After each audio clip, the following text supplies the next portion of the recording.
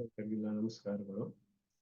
ಶ್ರೀನಿವಾಸೇತಿ ಶ್ರೇಷ್ಠದಯಾ ಪಾತ್ರಂ ಗುಣಾನ್ವಿತಃ ಕೌಶಿಕೋನಂದರಂಗಾರ್ಯ ಶಿರಂ ವಿಜೇತಾಂ ಭುವಿ ಯಸ್ತಾತ್ಮೀವರಂ ವರಪ್ರದ ಗುರು ವೈರಾಗ್ಯಭಾಗ್ಯೋನುಧೋ ವೇದಾಂತಾಮೃತ ಸಾರವಂತಮನಘ ಶ್ರೀನಿವಾಸಾತ್ ಗುರೋಃ ಶ್ರೀಶೈಲಾನ್ವಯ ಕೌಸ್ತುಭಸ್ಥಿತನೇಂ ಜಯೋನಿಧೇ ಶ್ರೀನಿಧೇಃ ವಂದೇ ಸಾಧುಕಟಾಕ್ಷಕೇಳಿನಿಲಯಂ ಶ್ರೀಕೃಷ್ಣ ಸದ್ದೇಶಿಕಂ श्रीवासरंगपरकालमुनित्रयाप्तलक्ष्मात्मरक्षणेतित्रयगागमान्तम् आचार्य भक्ति परिपूतमदर्पशीलं गोपालदेशिकं गुरुमाश्रयामः। नारायणाख्येतिराजपदाब्जभृङ्ग श्रीवासयोगि गुरुणार्पितभारमीशे भक्त्यादिपूर्णवरदारि कृपात्तचिह्नं श्रीनिवासमुनिवर्यमहं प्रपद्ये। श्रीनारायण योगीन्द्र वरदारि कृपाश्रयं रङ्गेशपादविनतं श्रीनिवासमुनिं भजे। श्रीकृष्ण ब्रह्मतंत्रोत्तम गुरु करुणावाप्त चक्रांकभाष्यं वैराग्याचारवार्धो वरदपदमुखे लक्ष्मणेऽन्यस्तभारं श्रीवागीशात्ततुर्यं षठरिपुयतिराड्वेदचूडार्यमूर्तिं नूत्नं श्रीरङ्गनाथं कलिर्पुमनघं ब्रह्मतन्त्रं श्रयामः। श्रीतुरगवदनपादो सन्ततपरिचरणमात्र परमार्थः जेतु श्रीमानभिनवरङ्गेन्द्र ब्रह्मतन्त्रपरकालः श्रीमान् वेङ्कटनाथार्य कवितार्किककेसरी वेदांताचार्यवर्त्यो मे सन्निधत्तां सदा हृदि यो नित्यमुच्युतपदां वेजुर्मुक्तस्तरितराणितनाय मेने अस्मद्गुरोर्भगवतोऽस्तिरेकसिन्धो रामानुजस्य चरणौ शरणं प्रपद्ये। यतीन्द्रकृतभाष्यार्थाय व्याख्यानेन दर्शिताः वरं सुदर्शनार्यं तं वन्दे कूरकुलाधिपं वरदं द्विरदाद्रीशं श्रीनिधिं करुणानिधिं शरण्यं शरणं यामि प्रणतार्तिहरं हरिं बहिरन्तस्तमश्चेदी ज्योतिर्वन्दे सुदर्शनं येनाव्याहत संकल्पं वस्तु लक्ष्मीधरं विदुः सम्यक् न्यायकलापेन महता भारतेन च उपबृंदवेदाय नमो व्यासाय विष्णवे तस्मै रामानुजार्याय नमः परमयोगिने श्रुतिस्मृतिसूत्राणामन्तर्ज्वरमशीषमते वन्देऽहं वरदार्यं तं वत्साविजनभूषणं भाष्यामृतप्रधानाद्यः सञ्जीवयति मामपि प्रपद्ये प्रणवाकारं भाष्यं रङ्गविवापरं परस्य ब्रह्मणो यत्र शेषित्वं स्फुटमीक्ष्यते नित्यन्तेषु श्रुतं भाष्ये मतं ध्यातं मृदं भुजे लक्ष्मीपतिं प्रपद्येऽहं दुष्टं श्रीरङ्गधामनि प्रमाणं च प्रमेयं च प्रमातारश्च सात्विकाः जयन्तु क्षपितारिष्टं सः सर्वत्र सर्वदा अभिसृता सुगम्भीरा रामानुजमुनेर्गिरः दर्शयन्तु प्रसादेन सम्भाविकिलं दृढं श्रीरङ्गेशाज्ञया लब्धव्याससंज्ञं सुदर्शनं वाचा विजेन पुत्रं भाष्यभक्तिरचूचरत् गुरुभ्योऽर्थश्रुतशब्दैः तत्प्रयुक्तैश्च योजितः सौकर्याय बुभुत्सूनां सङ्कलय्य प्रकाश्यते तत्कृत्स्नं वेत्ति भाष्यार्थं श्रुतांशस्थिते कृतिः आढ्यैकाकणिके वैशानोपेक्ष्या भाष्यवित्तमैः भाष्यं चेद्व्यवृणोत्थेन निधिपतिर्व्याख्यानवाचां तथा गाम्भीर्यादनवस्थितिर्मितमतिः दूरे जनस्तद्गिरां द्रष्टव्यः कथमीश्वरस्यैनः प्रत्यक्षरूपो दृशां तद्भाष्यं स च भाष्यकृत् स च हरिः सम्यक् प्रसीदन्तु नः। ॐ शन्नो मित्रशं वरुणः शन्नो भवत्वर्त्यमा शन्न इन्द्रो बृहस्पतिः शन्नो विष्णुरुक्रमः नमो ब्रह्मणे नमस्ते वायो त्वमेव प्रत्यक्षं ब्रह्मासि त्वामेव प्रत्यक्षं ब्रह्म वदिष्यामि ऋतं वदिष्यामि सत्यं वदिष्यामि तन्मामवतु तद्वक्तारमवतु अवतु माम् अवतु वक्तारम्। ओम शांति शांति शांतिः।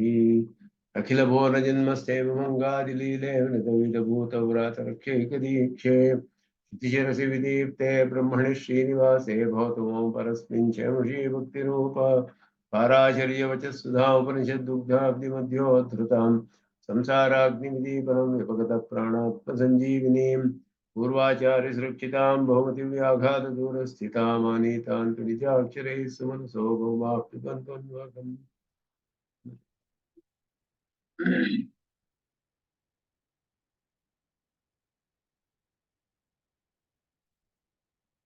ಮೂರನೇ ಅಧ್ಯಾಯದ 2ನೇ ಪಾದದ ಫಲಯ ಅಧಿಕರಣ ಫಲಾಧಿಕರಣವನ್ನ ನೋಡ್ತಾ ಇದ್ದೀವಿ. ಫಲಮತ ಉಪಪತ್ತೇಹೇ ಅಂತ ಸೂತ್ರ. ಪರಮಾತ್ಮನಿಗೆ ಫಲಪ್ರದತ್ವವಿದೆ ಎನ್ನುವುದನ್ನ ಸ್ಥಾಪನೆ ಮಾಡುವಂತಹ ಅಧಿಕರಣ. ಭಗವದ್ಗೀತೆಯಲ್ಲಿ ಹೇಳಿದಂಗೆ ಅಹಮಿ ಸರ್ವೇ ಜ್ಞಾನಾಂ ಭೋಕ್ತಾ ಚ ಪ್ರಭುರೇವ ಚ ಹೇಳುವಾಗ ಭೋಕ್ತಾ ಅನ್ನುವಾಗ ಆರಾಧ್ಯ ಪ್ರಭು ಅನ್ನುವಾಗ ಫಲಪ್ರದ ಅಂತ ಅರ್ಥ. ಭೋಕ್ತಾಚ ಪ್ರಭುರೇವಚ. ಭೋಕ್ತ ಅಂದ್ರೆ ಆರಾಧ್ಯನಾದವನು, ಎಲ್ಲ ಕರ್ಮಗಳಿಂದಲೂ ಆರಾಧ್ಯನಾದವನು ಪರಮಾತ್ಮನೇ, ಫಲಪ್ರದನು ಅವನೇ ಅನ್ನೋದು ಹೇಳಲ್ಪಟ್ಟಿದೆ. ಅದನ್ನ ಇಲ್ಲಿ ಫಲಂ ಅತಃ ಉಪಪತ್ತೇಹೇ ಅಂತ ಹೇಳಿ ಬರೀ ಮೋಕ್ಷ ಫಲವಷ್ಟೇ ಅಲ್ಲದೆ ಎಲ್ಲ ತ್ರಿವರ್ಗ ಫಲಗಳನ್ನು ಕೂಡ, ಮೋಕ್ಷ ಫಲವನ್ನು ಎಲ್ಲವನ್ನೂ ಕೊಡುವವನು ಪರಮಾತ್ಮನೇ ಅನ್ನೋದನ್ನ ಇಲ್ಲಿ ಸ್ಪಷ್ಟವಾಗಿ ಸ್ಥಾಪನೆ ಮಾಡ್ತಾ ಇದ್ದಾರೆ. ಅದರಲ್ಲಿ ಪೂರ್ವಮೀಮಾಂಸಕರ ಒಂದು ಅಭಿಪ್ರಾಯವನ್ನ ಪರೀಕ್ಷೆ ಮಾಡ್ತಾರೆ. ಪೂರ್ಣಮೀಮಾಂಸರು ಕರ್ಮವೇ ಫಲ ಕೊಡುತ್ತೆ, ಅದರಿಂದ ಒಂದು ಅಪೂರ್ವ ಅನ್ನುವಂತಹ ಒಂದು ಉತ್ಪನ್ನವಾಗುತ್ತೆ. ಒಂದೊಂದು ಕರ್ಮಕ್ಕೂ ಒಂದೊಂದು ಅಪೂರ್ವ ಉತ್ಪನ್ನವಾಗುತ್ತೆ. ಆ ಅಪೂರ್ವವು ಆ ಯಾರು ಮಾಡ್ತಾನೋ ಕರ್ತ ಅವನೊಡನೆ ಸಂಬಂಧಿಸಿದ್ದು, ಅವನಿಗೆ ಯಾವುದೋ ಕಾಲದಲ್ಲಿ ಫಲವನ್ನು ಕೊಟ್ಟು ಹೋಗುತ್ತೆ ಅಂತ ಹೇಳಿದ್ರು. ಇಲ್ಲಿ ಪೃಥ್ವಿಯಲ್ಲಿ ಇಲ್ಲಿ ಮಾಡಿದಂತಹ ಕರ್ಮಕ್ಕೆ ಯಾವುದೋ ಸ್ವರ್ಗಾದಿ ಲೋಕಗಳಲ್ಲಿ ಫಲ ಅನುಭವಿಸ್ತಾನಲ್ಲ, ಹೇಗೆ ಸಾಧ್ಯ? ಅಪೂರ್ವ ಅನ್ನೋದು ಹೇಗೆ ಅಂದ್ರೆ, ಜೀವಾತ್ಮರುಗಳೆಲ್ಲ ವಿಭುಗಳು ಅಂತ ಹೇಳಿದ್ರು. ವಿಭು ಎಲ್ಲರೂ, ಆದ್ದರಿಂದ ಎಲ್ಲ ಕಡೆಯೂ ಇದ್ದಾರೆ. ಇಲ್ಲಿ ದೇಹ ಪರಿಚ್ಛಿನ್ನವಾಗಿ ಇಲ್ಲಿ ಇದ್ದಾರೆ. ಈಗ ಸ್ವರ್ಗಕ್ಕೆ ಹೋದಾಗ ಅಲ್ಲೇ ಅನುಭವಿಸ್ತಾರೆ. ಅಪೂರ್ವ ಅನ್ನೋದು ಅವ್ರಿಗೆ ಸಂಬಂಧಿಸಿರುತ್ತೆ, ಆದ್ರಿಂದ ಅವ್ರಿಗೆ ಫಲ ಸಿಗುತ್ತೆ. ಹೀಗೆಲ್ಲ ನಿರೂಪಣೆ ಮಾಡ್ತಾರೆ. ಅಪೂರ್ವ ಅನ್ನೋದಕ್ಕೆ ಪ್ರಮಾಣವಿಲ್ಲ. ಭಾಷಿಕಾರರು ಇಲ್ಲಿಯ ಶ್ರೀಭಾಷ್ಯದಲ್ಲಿ ಜಿಜ್ಞಾಸಾಧಿಕರಣದಲ್ಲಿ ಅದನ್ನ ಆರಂಭದಲ್ಲಿಯೇ ಅದನ್ನು ಪರೀಕ್ಷೆ ಮಾಡಿ, ಕಡೆಯಲ್ಲಿ ಪ್ರಧಾನ ಪೂರ್ವ ಪಕ್ಷಿ ಪೂರ್ವಮೀಮಾಂಸಕರೇ ಜಿಜ್ಞಾಸಾಧಿಕರಣಕ್ಕೆ, ಅಲ್ಲಿ ಕಡೆಯಲ್ಲಿ ಕಾರ್ಯಾರ್ಥವಾದಿಗಳನ್ನ ಪರೀಕ್ಷೆ ಮಾಡಿ ಅದನ್ನ ನಿರಸನ ಮಾಡಿ, ಇದು ಪರಮಾತ್ಮನು ಕರ್ಮವೇ ಫಲ ಕೊಡೋದಿಲ್ಲ, ಕರ್ಮದಿಂದ ಆರಾಧಿಸಲ್ಪಟ್ಟ ದೇವತೆಯೇ ಫಲವನ್ನು ಕೊಡೋದು ಅನ್ನೋದನ್ನ ಸ್ಪಷ್ಟವಾಗಿ ತಿಳಿಸಿದ್ರು. ಇಲ್ಲಿ ವಿಶೇಷವಾಗಿ ಉಪಾಸನೆ ಮಾಡುವವರಿಗೆ ಫಲ ಯಾರು ಕೊಡ್ತಾರೆ ಅಂತ ಹೇಳೋದು. ಉಪಾಸನೆಯೇ ಫಲವನ್ನು ಕೊಡೋದಿಲ್ಲ, ಉಪಾಸನೆಯಿಂದ ಪ್ರೀತನಾದ ಪರಮಾತ್ಮನೇ ಕೊಡೋದು. ಆದ್ರಿಂದ ಉಪಾಸನೆಯೇ ಉಪಾಯ ಮೋಕ್ಷಕ್ಕೆ ಅಂತ ಹೇಳಿದ್ರು ಕೂಡ, ಉಪಾಯತ್ವ ಅನ್ನೋದು ಕಡೆಯಲ್ಲಿ ಪರಮಾತ್ಮನಿಂದಲೇ ಉಂಟಾಗುತ್ತೆ. ಅವನ ಅನುಗ್ರಹದಿಂದಲೇ, ಅವನೇ ಅದರಿಂದ ಸಿದ್ಧನಾದ ಉಪಾಯ, ಸಿದ್ಧೋಪಾಯ ಅಂತ ಹೇಳಲ್ಪಟ್ಟಿದ್ದಾನೆ.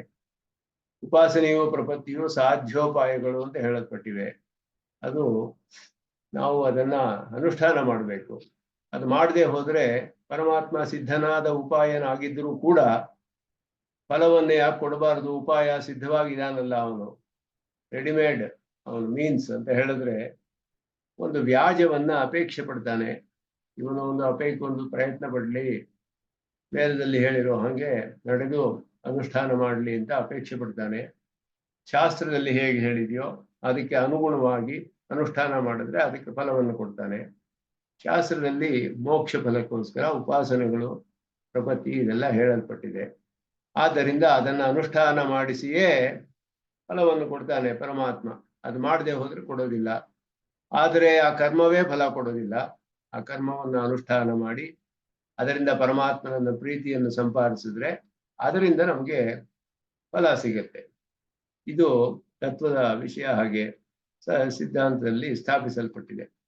ಅದನ್ನ ಇಲ್ಲಿ ವಿಚಾರ ಮಾಡಿ ಪರಮಾತ್ಮನೇ ಎಲ್ಲರಿಗೂ, ಎಲ್ಲ ಕರ್ಮಗಳಿಗೂ ಫಲವನ್ನು ಕೊಡ್ತಾನೆ. ಐಹಿಕ ಆಮುಷ್ಮಿಕ ಫಲಗಳೆಲ್ಲವನ್ನೂ ಕೂಡ ಪರಮಾತ್ಮನೇ ಕೊಡ್ತಾನೆ ಅನ್ನೋದು ಉಪಪನ್ನವಾಗತ್ತೆ ಅಂತ ಹೇಳಿ ಫಲಮತಃ ಉಪಪತ್ತೇಹೇ, ಅದುವೇ ಸಕಾರಣವಾಗಿದೆ ಹೇಳಿ, ಸರ್ವಜ್ಞನು ಸರ್ವಶಕ್ತಿಯು ಆಗಿರುವಂತಹ ಪರಮಾತ್ಮ ಎಲ್ಲ ಪ್ರತಿಬಂಧಕಗಳನ್ನು ನಿವಾರಣೆ ಮಾಡುವಂತಹ ಸಾಮರ್ಥ್ಯವಿದೆ ಅವನಿಗೆ. ಯಾವ ಕರ್ಮ ಯಾವ ಫಲಕ್ಕೂ ಕೂಡ ಪ್ರತಿಬಂಧಕಗಳು ಇರಬಹುದು, ಅದನ್ನೆಲ್ಲ ನಿವಾರಣೆ ಮಾಡುವ ಸಾಮರ್ಥ್ಯವನ್ನು ಉಳ್ಳಂತಹ, ಎಲ್ಲವನ್ನು ತಿಳಿದ ಸರ್ವಜ್ಞನಾದ ಸರ್ವಶಕ್ತಿಯಾದ ಮಹೋದಾರನಾದ ಪರಮಾತ್ಮನೇ ಯಾಗದಾನ ಹೋಮಾದಿಭಿ ಉಪಾಸನೇನ ಚ. ಯಾಗ, ದಾನ, ಹೋಮ ಇವೆಲ್ಲ ಪೂರ್ವಕಾಂಡದಲ್ಲಿ ಹೇಳಲ್ಪಟ್ಟವು. ಉಪಾಸನೇನ ಚ, ಉಪಾಸನೆ ಅನ್ನೋದು ನೇರವಾಗಿ ಮೋಕ್ಷಕ್ಕೆ ಉಪಾಯ ಅಂತ ಹೇಳಲ್ಪಟ್ಟಿರೋದು. ಯಾಗದಾನ ಹೋಮಗಳೆಲ್ಲ ಬೇರೆ ಬೇರೆ ಫಲಗಳಿಗೆ ಹೇಳಲ್ಪಟ್ಟಿವೆ, ತ್ರಿವರ್ಗ ಫಲಗಳಿಗೆ. ಅವುಗಳಿಂದಲೂ ಕೂಡ ಆರಾಧಿತನಾದವನು ಪರಮಾತ್ಮನೇ. ಐಹಿಕ ಆಮುಷ್ಮಿಕ ಭೋಗಜಾತಂ ಸ್ವಸ್ವರೂಪಾವಾಪ್ತಿ ರೂಪಂ ಅಪವರ್ಗಂಚ ದಾತುಮೀಷ್ಟೇ. ಯಾಗದಾನ ಹೋಮಗಳಿಂದ ಐಹಿಕ ಆಮುಷ್ಮಿಕವಾದ ಭೋಗಗಳನ್ನೆಲ್ಲ ಪಡೆದುಕೊಳ್ಳಬಹುದು. ಈ ಲೋಕದಲ್ಲಿಯೋ ಇಲ್ಲೇ ಸ್ವರ್ಗಾದಿ ಪರಲೋಕಗಳಲ್ಲಿಯೋ ಫಲಗಳನ್ನು ಪಡೆದುಕೊಳ್ಳಬಹುದು ಯಾಗದಾನ ಹೋಮಗಳಿಂದ. ಆದರೆ ಉಪಾಸನೆಯಿಂದ ಅಪವರ್ಗವನ್ನು ಪಡೆದುಕೊಳ್ಳಬಹುದು. ಅದು ಪರಮಾತ್ಮನ ಪ್ರಾಪ್ತಿಯೇ ಅದು. ಅದನ್ನ ಎರಡನ್ನೂ ಕೂಡ ಪರಮಾತ್ಮನೇ ಕೊಡ್ತಾನೆ ಹೇಳಿ, ನಹಿ ಅಚೇತನಂ ಕರ್ಮ ಕ್ಷಣಧ್ವಂಸಿ ಕಾಲಾಂತರ ಭಾವಿ ಫಲ ಸಾಧನಂ ಭವಿತುಮರ್ಹತಿ. ಆದ್ದರಿಂದ ಅಚೇತನ ಅಂತ ಹೇಳಿದ್ರೆ ಕರ್ಮ ಅನ್ನುವುದು ಬೇಡ ಕ್ರಿಯೆಗಳು ಅಷ್ಟೇ. ಒಂದು ಕ್ರಿಯೆಗಳ ಒಂದು ಸಮೂಹವೇ ಕರ್ಮ ಅಂತ ಹೇಳಲ್ಪಡೋದು. ಅದು ಕ್ಷಣಧ್ವಂಸಿ. ಅದು ಒಂದು ಕ್ಷಣಧ್ವಂಸಿ ಅಂದ್ರೆ ಅಲ್ಪ ಕಾಲದಲ್ಲಿ ಇರುವಂತಹದ್ದು ಅಂತ. ಸಂವತ್ಸರ ಕಾಲದ ಯಾಗಗಳು ಹೇಳಲ್ಪಟ್ಟಿದೆ. 1 ಸಂವತ್ಸರ ನಡೆಯುವಂತಹದ್ದು ಕೂಡ 1000 ಸಂವತ್ಸರಗಳು ನಡೆಯುವಂತಹದ್ದು ಇದೆ. ಆದರೆ ಅದು ಎಲ್ಲವೂ ಒಂದು ದಿನ ಮುಗಿಯುವಂಥದ್ರಿಂದ ಅದಕ್ಕೆ ಕ್ಷಣಧ್ವಂಸಿ ಅಂತ ಹೇಳಲ್ಪಟ್ಟಿದೆ. ಯಾವತ್ತೋ ಒಂದಿನ ಮುಗಿಯುತ್ತೆ. ಅದು ಕರ್ಮವು ಮಾಡಿದ್ರೆ ಮುಗಿಯುತ್ತೆ ಅದು ತಕ್ಷಣ. ಅದಾಗ್ಬಿಟ್ರೆ ಫಲ ಅನ್ನೋದು ಬೇರೆ ಯಾವುದೋ ಕಾಲದಲ್ಲಿ ಬರುತ್ತೆ. ಕಾಲಾಂತರ ಭಾವಿ ಫಲ ಸಾಧನತ್ವ ಅನ್ನೋದು ಅದಕ್ಕೆ ಬರೋದಿಲ್ಲ. ಕಾಲ ಅಂದ್ರೆ ಯಾವುದೋ ಒಂದು ಕಾಲದಲ್ಲಿ ಉಂಟಾಗುವಂತಹ ಫಲವನ್ನ ಈ ಕರ್ಮವು ಇಂದು ಮಾಡಿ ಮುಗಿಸಿದ ಕರ್ಮ ಯಾವುದೋ ಕಾಲದಲ್ಲಿ ಬರುವ ಫಲವನ್ನ ಕೊಡೋದು ಉಪಪನ್ನವಾಗುವುದಿಲ್ಲ ಅನ್ನೋದನ್ನ ಅದಕ್ಕೆ ಶ್ರುತಿಯು ಕೂಡ ಸ್ಪಷ್ಟವಾಗಿ ಅದನ್ನು ತಿಳಿಸುತ್ತೆ ಅಂತ ಶ್ರುತತ್ವಾಚ ಹೇಳಿದ್ರು. ಶ್ರುತತ್ವಾಚ ಶ್ರುತಿಯೇ ಸ್ಪಷ್ಟವಾಗಿ ಹೇಳಿದೆ. ಸವಾಯೇಷ ಮಹಾನಜ ಆತ್ಮ ಅನ್ನಾದಃ ವಸುಧಾನಃ ಯೇಷ ಹ್ಯೇವಾನಂದಯಾತಿ ಇತಿ ಭೋಗಾಪವರ್ಗ ರೂಪಂ ಫಲಂ ಅಯಮೇವ ದದಾತಿ ಇತಿ ಶ್ರೂಯತೆ. 2 ಫಲಗಳನ್ನು ಹೇಳಿದ್ರು. ತ್ರಿವರ್ಗದ ಫಲಗಳು ಮತ್ತೆ ಮೋಕ್ಷ ಫಲ. ಅನ್ನಾದಃ ವಸುಧಾನಃ. ಅನ್ನಾದಃ ಅನ್ನಕ್ಕೆ 2 ಅರ್ಥವನ್ನು ಹೇಳ್ಬೋದು. ಅನ್ನಂ ದದಾತಿ ಅಂತ ಅನ್ನಾದಃ, ಅನ್ನಂ ಅತ್ತಿ ರೀತಿ ಅನ್ನಾದಃ ಅಂತಾನು ಹೇಳ್ಬೋದು. ಊಟ ಮಾಡುವನು ತಿನ್ನುವವನಿಗೂ ಅನ್ನಾದ ಅಂತ ಹೇಳ್ಬೋದು. ಅನುಭವಿಸುವುದು ಆ ರೀತಿ ಅರ್ಥದಲ್ಲಿ ಅಹಮನ್ನಾದೋ ಇದೆಲ್ಲ ಶ್ರುತಿಯಲ್ಲಿ ಬರುತ್ತೆ. ಅನ್ನಾದಃ ಅಂದ್ರೆ ಅನ್ನಾದಿಗಳನ್ನು ಕೊಡುವವನು ಕೂಡ. ವಸುಧಾನಃ, ವಸು ಅಂದ್ರೆ ಐಶ್ವರ್ಯವನ್ನು ಕೊಡುವವನು, ಅನ್ನವನ್ನೆಲ್ಲ ಕೊಡುವವನು. ಅವನು ಮಹಾನಾದ ವಿಭುವಾದ ಆತ್ಮ, ಮಹಾನ್ ಅಜ ಆತ್ಮ, ವಿಭುವಾದವನು. ಪರಮಾತ್ಮ ಅನ್ನೋದು ಮಹಾನಜ ಆತ್ಮ ಅನ್ನೋದು ಪರಮಾತ್ಮನನ್ನು ತಿಳಿಸುತ್ತೆ. ಅವನೇ ಈ ಫಲಗಳನ್ನು ಭೋಗಾಪವರ್ಗ ರೂಪವಾದ ಫಲಗಳನ್ನು ಕೊಡ್ತಾನೆ. ಭೋಗ ರೂಪವಾದ ಫಲಗಳು ಅನ್ನಾದಃ ವಸುಧಾನಃ. ಇದು ಯೇಷ ಹ್ಯೇವಾನಂದಯಾತಿ, ಇದು ಅವನೇ ಆನಂದವನ್ನು ಆನಂದಯತಿ ಅನ್ನೋದು. ಶ್ರುತಿಯಲ್ಲಿ ಆನಂದಯಾತಿ ಅಂತ ದೀರ್ಘ ಬಂದಿದೆ. ಯಾ ಅನ್ನೋದು ಅದು ಶ್ರೌತ ಪ್ರಯೋಗ, ಅದರಿಂದ ಛಾಂದಸ ಅದು ಹೇಗಿದೆಯೋ ಹಾಗೆ ನಾವು ಅರ್ಥ ಮಾಡ್ಕೊಳ್ಬೇಕು. ಯೇಷ ಹಿ ಏವ ಹಿ ಆನಂದಯತಿ, ಯೇಷ ಹಿ ಏವ ಆನಂದಯತಿ. ಇವನು ಅವನನ್ನು ಸೇರಿ ಆನಂದವನ್ನು ಪಡೆದುಕೊಳ್ತಾನೆ. ಅದು ಕೂಡ ಆನಂದಮಯಾಧಿಕರಣದಲ್ಲಿಯೂ ಸ್ಪಷ್ಟವಾಗಿ ಹೇಳಲ್ಪಟ್ಟಿದೆ. ಹಿಂದೆಯೇ ಬಂದಿತ್ತು ಅದು. ಪರಮಾತ್ಮನೇ ಆನಂದವನ್ನು ಉಂಟು ಮಾಡುವನು ಅಂದ್ರೆ ಮೋಕ್ಷ ಫಲವನ್ನ ಕೊಡುವವನು ಅವನೇ ಅನ್ನೋದು ಅದು ಕೂಡ ಶ್ರುತಿಯಲ್ಲಿ ಹೇಳಿದೆ. ಒಂದೊಂದು ಉದಾಹರಣೆಗಳನ್ನು ತೆಗೆದು ಹೇಳಿದ್ರು. ಅದಕ್ಕೆ ಬೇಕಾದಷ್ಟು ಉದಾಹರಣೆಗಳಿದೆ. ಶ್ರುತಿಯಲ್ಲಿಯೇ ನೇರವಾಗಿ ಎಲ್ಲಾ ಫಲಗಳನ್ನು ಕೊಡುವವನು ಪರಮಾತ್ಮನೇ ಅಂತ ಹೇಳಿ, ಅದಾದ ಮೇಲೆ ಭಾಷಿಕಾರರು ಸೂತ್ರಕಾರರು ಅವರ ಶಿಷ್ಯರಾದ ಜೈಮಿನಿಯ ಮತವನ್ನು ಹೇಳ್ತಾರೆ. ನಮ್ಮ ಶಿಷ್ಯರಾದ ಜೈಮಿನಿಗರು ಹೇಳಿದ್ರು ಕರ್ಮವೇ ಫಲ ಕೊಡುತ್ತೆ ಅಂತ ಹೇಳಿ.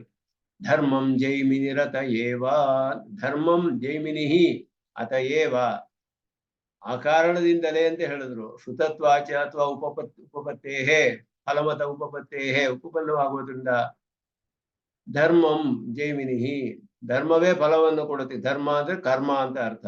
ವೇದದಲ್ಲಿ ಹೇಳಿರುವುದೆಲ್ಲ ವೇದೋಖಿಲೋ ಧರ್ಮ ಮೂಲಂ ಅಂತ ಹೇಳೋ ಹಾಗೆ ಧರ್ಮವೇ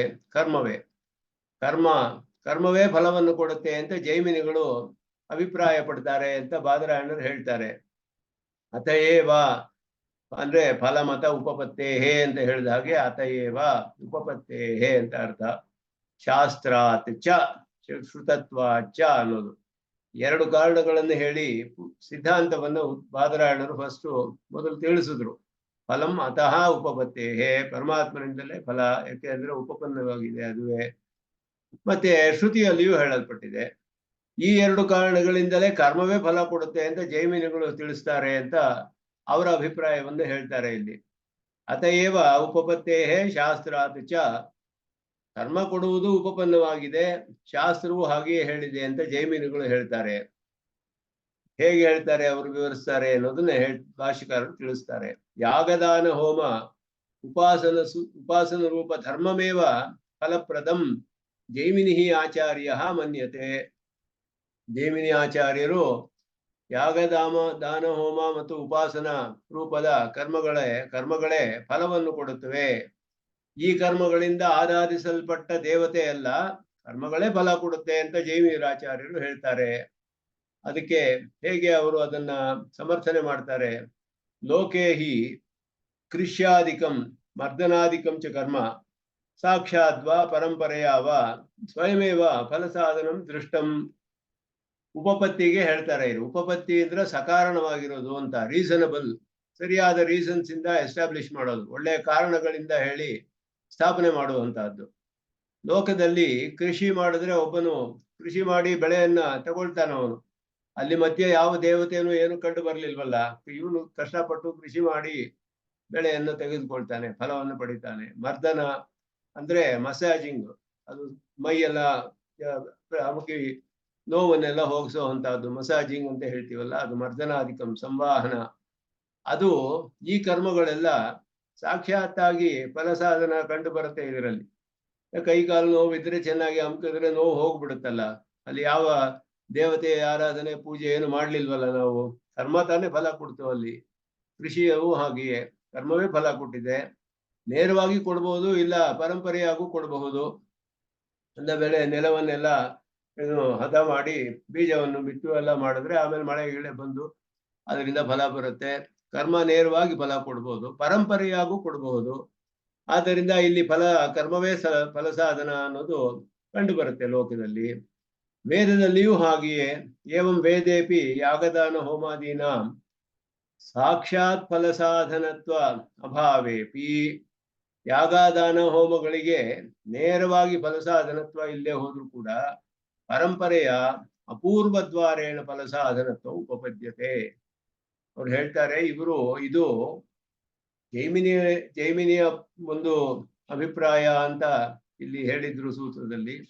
ಜೈಮಿನಿಯರ ವ್ಯಾಖ್ಯಾನಕಾರರು, ಪ್ರಾಭಾಕರರು ಮೊದಲಾರು ಹೇಳುವಂತಹ ವಿಷಯ ಇದು. ಅವರ ಸೂತ್ರವನ್ನು ಇಟ್ಟುಕೊಂಡು ಈ ರೀತಿ ಅರ್ಥ ಮಾಡ್ತಾರೆ.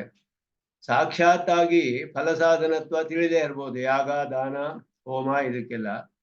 ಆದರೆ ಪರಂಪರೆಯಿಂದ ಅಪೂರ್ವ ದ್ವಾರೇಣ ಫಲಸಾಧನತ್ವ ಉಪಪದ್ಯತೆ. ಸಾಕ್ಷಾತ್ತಾಗಿ ಹೇಗೆ ತಿಳಿದು ಬರೋದಿಲ್ಲ ಅಂದ್ರೆ, ಜ್ಯೋತಿಷ್ಠೋಮೇನ ಸ್ವರ್ಗಕಾಮೋ ಯಜೇತ ಅನ್ನೋದು ಪ್ರಸಿದ್ಧವಾದ ಉದಾಹರಣೆ. ಅದು ಹೇಳುವಾಗ ಜ್ಯೋತಿಷ್ಠೋಮ ಯಾಗವನ್ನು ಮಾಡಿದ್ರೆ ಸ್ವರ್ಗ ಬರುತ್ತೆ, ಸ್ವರ್ಗದ ಅನುಭವ ಯಾವುದೋ ಜನ್ಮದಲ್ಲಿ ಬರುತ್ತೆ. ಜ್ಯೋತಿಷ್ಠೋಮ ಯಾಗವನ್ನು ಸ್ವಲ್ಪ ಕಾಲ ಮಾಡಿ ಅದನ್ನ ಮುಗಿಸ್ಬಿಟ್ರೆ ಕರ್ಮ ಮುಗೀತಲ್ಲಿಗೆ. ಆ ಕರ್ಮ ಮುಗಿದೋಯ್ತಲ್ಲ, ಇನ್ನು ಅದು ನಾಶವಾಗೋಯ್ತು. ಇನ್ನು ಫಲ ಎಲ್ಲಿಂದ ಬರುತ್ತೆ? ಯಾರು ಕೊಡ್ತಾರೆ? ಯಾವುದೋ ಜನ್ಮದಲ್ಲಿ ಬರ್ಬೇಕಲ್ಲ, ಅಂದ್ರೆ ಅಪೂರ್ವ ಅಂತ ಒಂದು ಉತ್ಪನ್ನವಾಗುತ್ತೆ, ಅಪೂರ್ವದಿಂದ ಬರುತ್ತೆ. ಆದ್ರಿಂದ ಕರ್ಮ ನೇರವಾಗಿ ಜ್ಯೋತಿಷ್ಠೋಮ ಯಾಗವೇ ಕೊಡದೇ ಹೋದ್ರು, ಆ ಜ್ಯೋತಿಷ್ಠೋಮ ಯಾಗವು ಒಂದು ಅಪೂರ್ವವನ್ನು ಉತ್ಪತ್ತಿ ಮಾಡಿ ಅದರ ಮೂಲಕ ನಮಗೆ ಫಲ ಬರೋ ಹಾಗೆ ಮಾಡುತ್ತೆ, ಇಲ್ಲ ಪರಂಪರೆಯಾಗಿ. ಆದ್ದರಿಂದ ಯಾಗದಾನ ಹೋಮಾದೀನ ಸಾಕ್ಷಾತ್ ಫಲಸಾಧನತ್ವ ಅಭಾವೇಪಿ, ನೇರವಾಗಿ ಫಲಸಾಧನ ಇಲ್ಲದೆ ಇರ್ಬೋದು, ಆದರೆ ಪರಂಪರೆಯ ಅಪೂರ್ವ ದ್ವಾರೇಣ, ಅಪೂರ್ವ ಅನ್ನೋದನ್ನ ಒಂದು ಪದಾರ್ಥವನ್ನು ಸೃಷ್ಟಿ ಮಾಡುತ್ತೆ, ಉತ್ಪತ್ತಿ ಮಾಡುತ್ತೆ, ಅದರ ಮೂಲಕ ಫಲಸಾಧನತ್ವ ಉಪಪದ್ಯತೆ. ಈ ಅಪೂರ್ವ ಅನ್ನೋದು ಅದೃಷ್ಟ. ಇದುವೇ ಅವರು ಬರೀ ಅಪೂರ್ವ ಅಂದ್ರೆ ದೇವತೆಗಳನ್ನ ಒಪ್ಕೊಳ್ಳಿಲ್ಲವಲ್ಲ ಪೂರ್ವ ಮೀಮಾಂಸಕರು, ವ್ಯಾಖ್ಯಾನಕಾರರು ಯಾರು ಕೂಡ ದೇವತೆಗಳನ್ನು ಒಪ್ಕೊಳ್ಳದೆ ಇರೋದ್ರಿಂದ ಅವರಿಗೆ ಈ ಕಷ್ಟ ಬರುತ್ತೆ. ನಾವು ಹೇಳುವಾಗ ನಾವು ಅದೃಷ್ಟ ಅಪೂರ್ವ ಅಂತ ಏನ್ ಹೇಳ್ತೀವಿ ಅಂದ್ರೆ, ಭಗವಂತನ ಸಂಕಲ್ಪ ವಿಶೇಷ ಅದುವೇ ನಮಗೆ ಅಪೂರ್ವ ಅಥವಾ ಅದೃಷ್ಟ ಅನ್ನೋ ಸ್ಥಾನದಲ್ಲಿ ಇರೋದು ಪರಮಾತ್ಮನ ಸಂಕಲ್ಪ ವಿಶೇಷ. ಒಂದು ಯಾಗವನ್ನು ಮಾಡಿದ್ರೆ ಆ ಯಾಗದಿಂದ ಪ್ರೀತನಾದ ದೇವತೆ ಇವನಿಗೆ ಫಲ ಕೊಡೋದಕ್ಕೆ ಸಂಕಲ್ಪ ಮಾಡುವಂತಹದ್ದು. ಆ ದೇವತೆಗೆ ಶಕ್ತಿ ಕೊಟ್ಟವನು ಪರಮಾತ್ಮ, ಆದ್ರಿಂದ ಅದು ಪ್ರಧಾನವಾದ ಫಲ ಕೊಡುವಂತಹವನು ಪರಮಾತ್ಮನೇ. ಆದ್ದರಿಂದ ಇವನು ಪರಮಾತ್ಮನೇ ನೇರವಾಗಿಯೋ ಅಥವಾ ದೇವತೆಗಳ ಮೂಲಕವಾಗಿಯೋ ಫಲವನ್ನೆಲ್ಲ ಕೊಡ್ತಾನೆ. ಅವನು ಸಂಕಲ್ಪ ಮಾಡ್ತಾನೆ, ಈ ಕರ್ಮ ಮಾಡಿದಾನೆ ಇವನಿಗೆ ಈ ಫಲ ಕೊಡ್ಬೇಕು ಅಂತ ಸಂಕಲ್ಪ ಮಾಡಿ ಆ ಫಲ ಯಾವಾಗಲೂ ಅದು ಬರುತ್ತೆ. ಅದು ನಮ್ಗೆ ಕಂಡು ಬರದೇ ಇರೋದ್ರಿಂದ ಅದೃಷ್ಟ ಅಂತ ಹೇಳಲ್ಪಡುತ್ತೆ, ಅಪೂರ್ವ ಅಂತ ಅವ್ರು ಹೇಳ್ತಾರೆ. ಆದ್ರೆ ಅವ್ರ ದೇವತೆ ಒಪ್ಕೊಳ್ದೇ ಇರೋದ್ರಿಂದ ಬರೀ ಅಪೂರ್ವ ಅನ್ನೋದು ಒಂದು ಮಾತ್ರ ಇರುತ್ತಲ್ಲಿ. ಅದು ಎಲ್ಲಿ ಅದು ಏನು ಅಪೂರ್ವ, ಅದರ ಸ್ವರೂಪವೇನು ಏನು ನಿರೂಪಣೆ ಮಾಡಕ್ ಆಗೋದಿಲ್ಲ. ಆದ್ರೆ ಇದು ಒಪ್ಕೊಳ್ಳೇಬೇಕು ಅಂತ ಹೇಳ್ತಾರೆ ಅವರು. ಅದನ್ನ ತರ್ಕದಿಂದ ಸ್ಥಾಪನೆ ಮಾಡ್ತಾರೆ. ಅದೇ ರೀತಿಯಲ್ಲಿ ತಥಾ ಯಜೇತ ಸ್ವರ್ಗ ಕಾಮಃ ಅನ್ನೋದು, ಯಜೇತ ಸ್ವರ್ಗ ಕಾಮಃ, ಸ್ವರ್ಗವನ್ನು ಯಾರು ಇಷ್ಟಪಡ್ತಾನೋ ಅವನು ಯಾಗವನ್ನು ಮಾಡಬೇಕು ಅಂತ ಶ್ರುತಿ ಹೇಳುತ್ತೆ. ಇದು ವಿಧಿ. ಶ್ರುತಿಯಲ್ಲಿ ಹೇಳಿರುವ ವಿಧಿಯನ್ನ ಒಪ್ಕೊಳ್ಳೇಬೇಕು ನಾವು. ಯಾಗ ಮಾಡಿದ್ರೆ ಸ್ವರ್ಗ ಫಲ ಬರ್ಬೇಕು ಅವನಿಗೆ. ಸ್ವರ್ಗದಲ್ಲಿ ಹೋಗಿ ಆನಂದ ಅಲ್ಲಿ ಹೋಗಿ ಅನುಭವಿಸುವಂತಹದ್ದು. ಇತ್ಯಾದಿ ಶಾಸ್ತ್ರಮಪಿ ಶಿಷಾಧಯಿಷಿತ ಸ್ವರ್ಗಸ್ಯ ಕರ್ತವ್ಯತೆಯ ಯಾಗಾದಿ ಅಭಿದಧತ್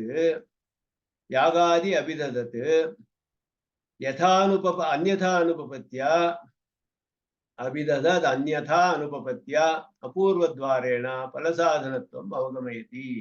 ತರ್ಕದಿಂದ ಸ್ಥಾಪನೆ ಮಾಡ್ತಾರೆ. ತರ್ಕ ಅಥವಾ ಅವರು ಅರ್ಥಾಪತ್ತಿ ಎನ್ನುವ ಒಂದು 6ನೆಯ ಪ್ರಮಾಣವನ್ನು ಒಪ್ಕೊಳ್ತಾರೆ. ಅರ್ಥಾಪತ್ತಿ ಅಂತ ಹೇಳೋದು. ಅರ್ಥಾಪತ್ತಿ ಅಂತ ಹೇಳಿದ್ರೆ ನಮಗೆ ನೇರವಾಗಿ ತಿಳಿದು ಬರದೇ ಇರೋದು, ಆದರೆ ನಾವು ಅದನ್ನ ಬೇರೆ ಮಾರ್ಗವಿಲ್ಲದೆ ಅದನ್ನ ನಾವು ಊಹೆ ಮಾಡಬೇಕಾಗುತ್ತೆ. ದೇವದತ್ತಃ ಪೀನಃ ದಿವಾನ ಭುಂಕ್ತೆ, ಇದು ಪ್ರಸಿದ್ಧವಾದ ಉದಾಹರಣೆ.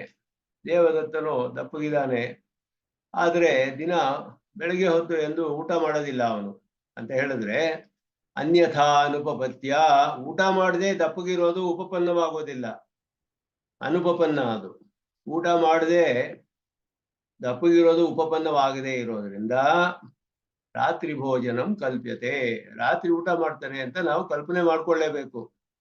ಇಲ್ಲೇ ಹೋದ್ರೆ ಉಪಪನ್ನವಾಗೋದಿಲ್ಲ. ಅದು ಊಟನೂ ಮಾಡೋದಿಲ್ಲ, ದಪ್ಪಗೂ ಇದ್ದಾನೆ ಅಂದ್ರೆ ಉಪಪನ್ನ, ಇದು ಎರಡು ಸರಿಯಾಗಿಲ್ಲ, ಇದರಲ್ಲಿ ಸಕಾರಣವಾಗುವುದಿಲ್ಲ. ಊಟ ಮಾಡದೆ ದಪ್ಪಗಿರೋದು ಸಾಧ್ಯವಿಲ್ಲ. ಆದ್ರಿಂದ ಅನ್ಯಥಾ ಅನುಪಪತ್ಯ ರಾತ್ರಿ ಭೋಜನಂ ಕಲ್ಪ್ಯತೆ. ಇದು ಉಪಪನ್ನವಾಗಬೇಕಾದ್ರೆ ಊಟ ಮಾಡದೆ ಇರೋದು ಬೆಳಿಗ್ಗೆ ಹೊತ್ತು ಸರಿಯಾಗಿರ್ಬೇಕು, ಅವನು ದಪ್ಪಗಿರೋದಕ್ಕೂ ಒಂದು ಸರಿಯಾದ ಕಾರಣ ಹೇಳ್ಬೇಕು. ಎರಡಕ್ಕೂ ನಾವು ಹೇಳ್ಬೇಕಾದ್ರೆ ರಾತ್ರಿ ಊಟ ಮಾಡ್ತಾನೆ ಅಂತ ಹೇಳ್ಬೇಕು. ಆಗ ಬೆಳಿಗ್ಗೆ ಊಟ ಮಾಡದೆ ಇರೋದು ಸರಿ ಹೋಗುತ್ತೆ, ದಪ್ಪಗಿರೋಕ್ಕೂ ಒಂದು ಸರಿಯಾದ ಕಾರಣ ಸಿಕ್ತು. ಇದಕ್ಕೆ ಅರ್ಥಾಪತ್ತಿ ಅಂತ ಹೆಸರು. ಇದಕ್ಕೆ ಅರ್ಥಾಪತ್ತಿ ಅನ್ನೋದು ಒಂದು ಪ್ರಮಾಣ. ಮೀಮಾಂಸಕರು ಒಪ್ಕೊಳ್ತಾರೆ, ಅದ್ವೈತದಲ್ಲಿಯೂ ಒಪ್ಕೊಳ್ತಾರೆ. ಶ್ರುತ್ಯರ್ಥಾಪತ್ತಿ ಅಂತಾನೂ ಇದೆ. ಶ್ರುತಿಯಲ್ಲಿಯೂ ಹಾಗೆಯೇ. ಶ್ರುತ್ಯರ್ಥಾಪತ್ತಿಯಿಂದ ನಾವು ಅನೇಕ ವಿಷಯಗಳನ್ನ ಹೇಳ್ಬೋದು. ಸದೇವ ಸೌಮ್ಯ ಇದಮಗ್ರ ಆಸೀದೇಕಮೇವ ದ್ವಿತೀಯಂ ಅಂತ ಹೇಳಿ ಶ್ರುತಿ ಸಚ್ಛಬ್ದವಾಚ್ಯವಾದದ್ದು ಒಂದೇ ಇತ್ತು ಸೃಷ್ಟಿಗೆ ಪೂರ್ವ ಕಾಲದಲ್ಲಿ, ಎರಡನೆಯದು ಇರಲಿಲ್ಲ ಅಂತ ಹೇಳಿ, ಅದಾದ್ಮೇಲೆ ತದೈಕ್ಷತ ಬಹುಸ್ಯಾಂ ಪ್ರಜಾಯೇಯ, ನಾನೇ ಅನೇಕವಾಗ್ತೇನೆ ಅಂತ ಹೇಳಿ ತೇಜಸ್ಸು ಅಪ್ಪು ಅನ್ನ ಎಲ್ಲ ಸೃಷ್ಟಿ ಮಾಡ್ತು. ಸಚ್ಛಬ್ದವಾಚ್ಯವಾದದ್ದು ತೇಜಸ್ಸು ಅನ್ನ ಎಲ್ಲ ಸೃಷ್ಟಿ ಮಾಡಿ ಒಂದೇ ಇದ್ದಿದ್ದು ಅನೇಕವಾಗಬೇಕಾದ್ರೆ ಈ ಅನೇಕವಾದದ್ದು ಉಪಪನ್ನವಾಗಬೇಕು, ಒಂದೇ ಇರೋದು ಉಪಪನ್ನವಾಗಬೇಕು.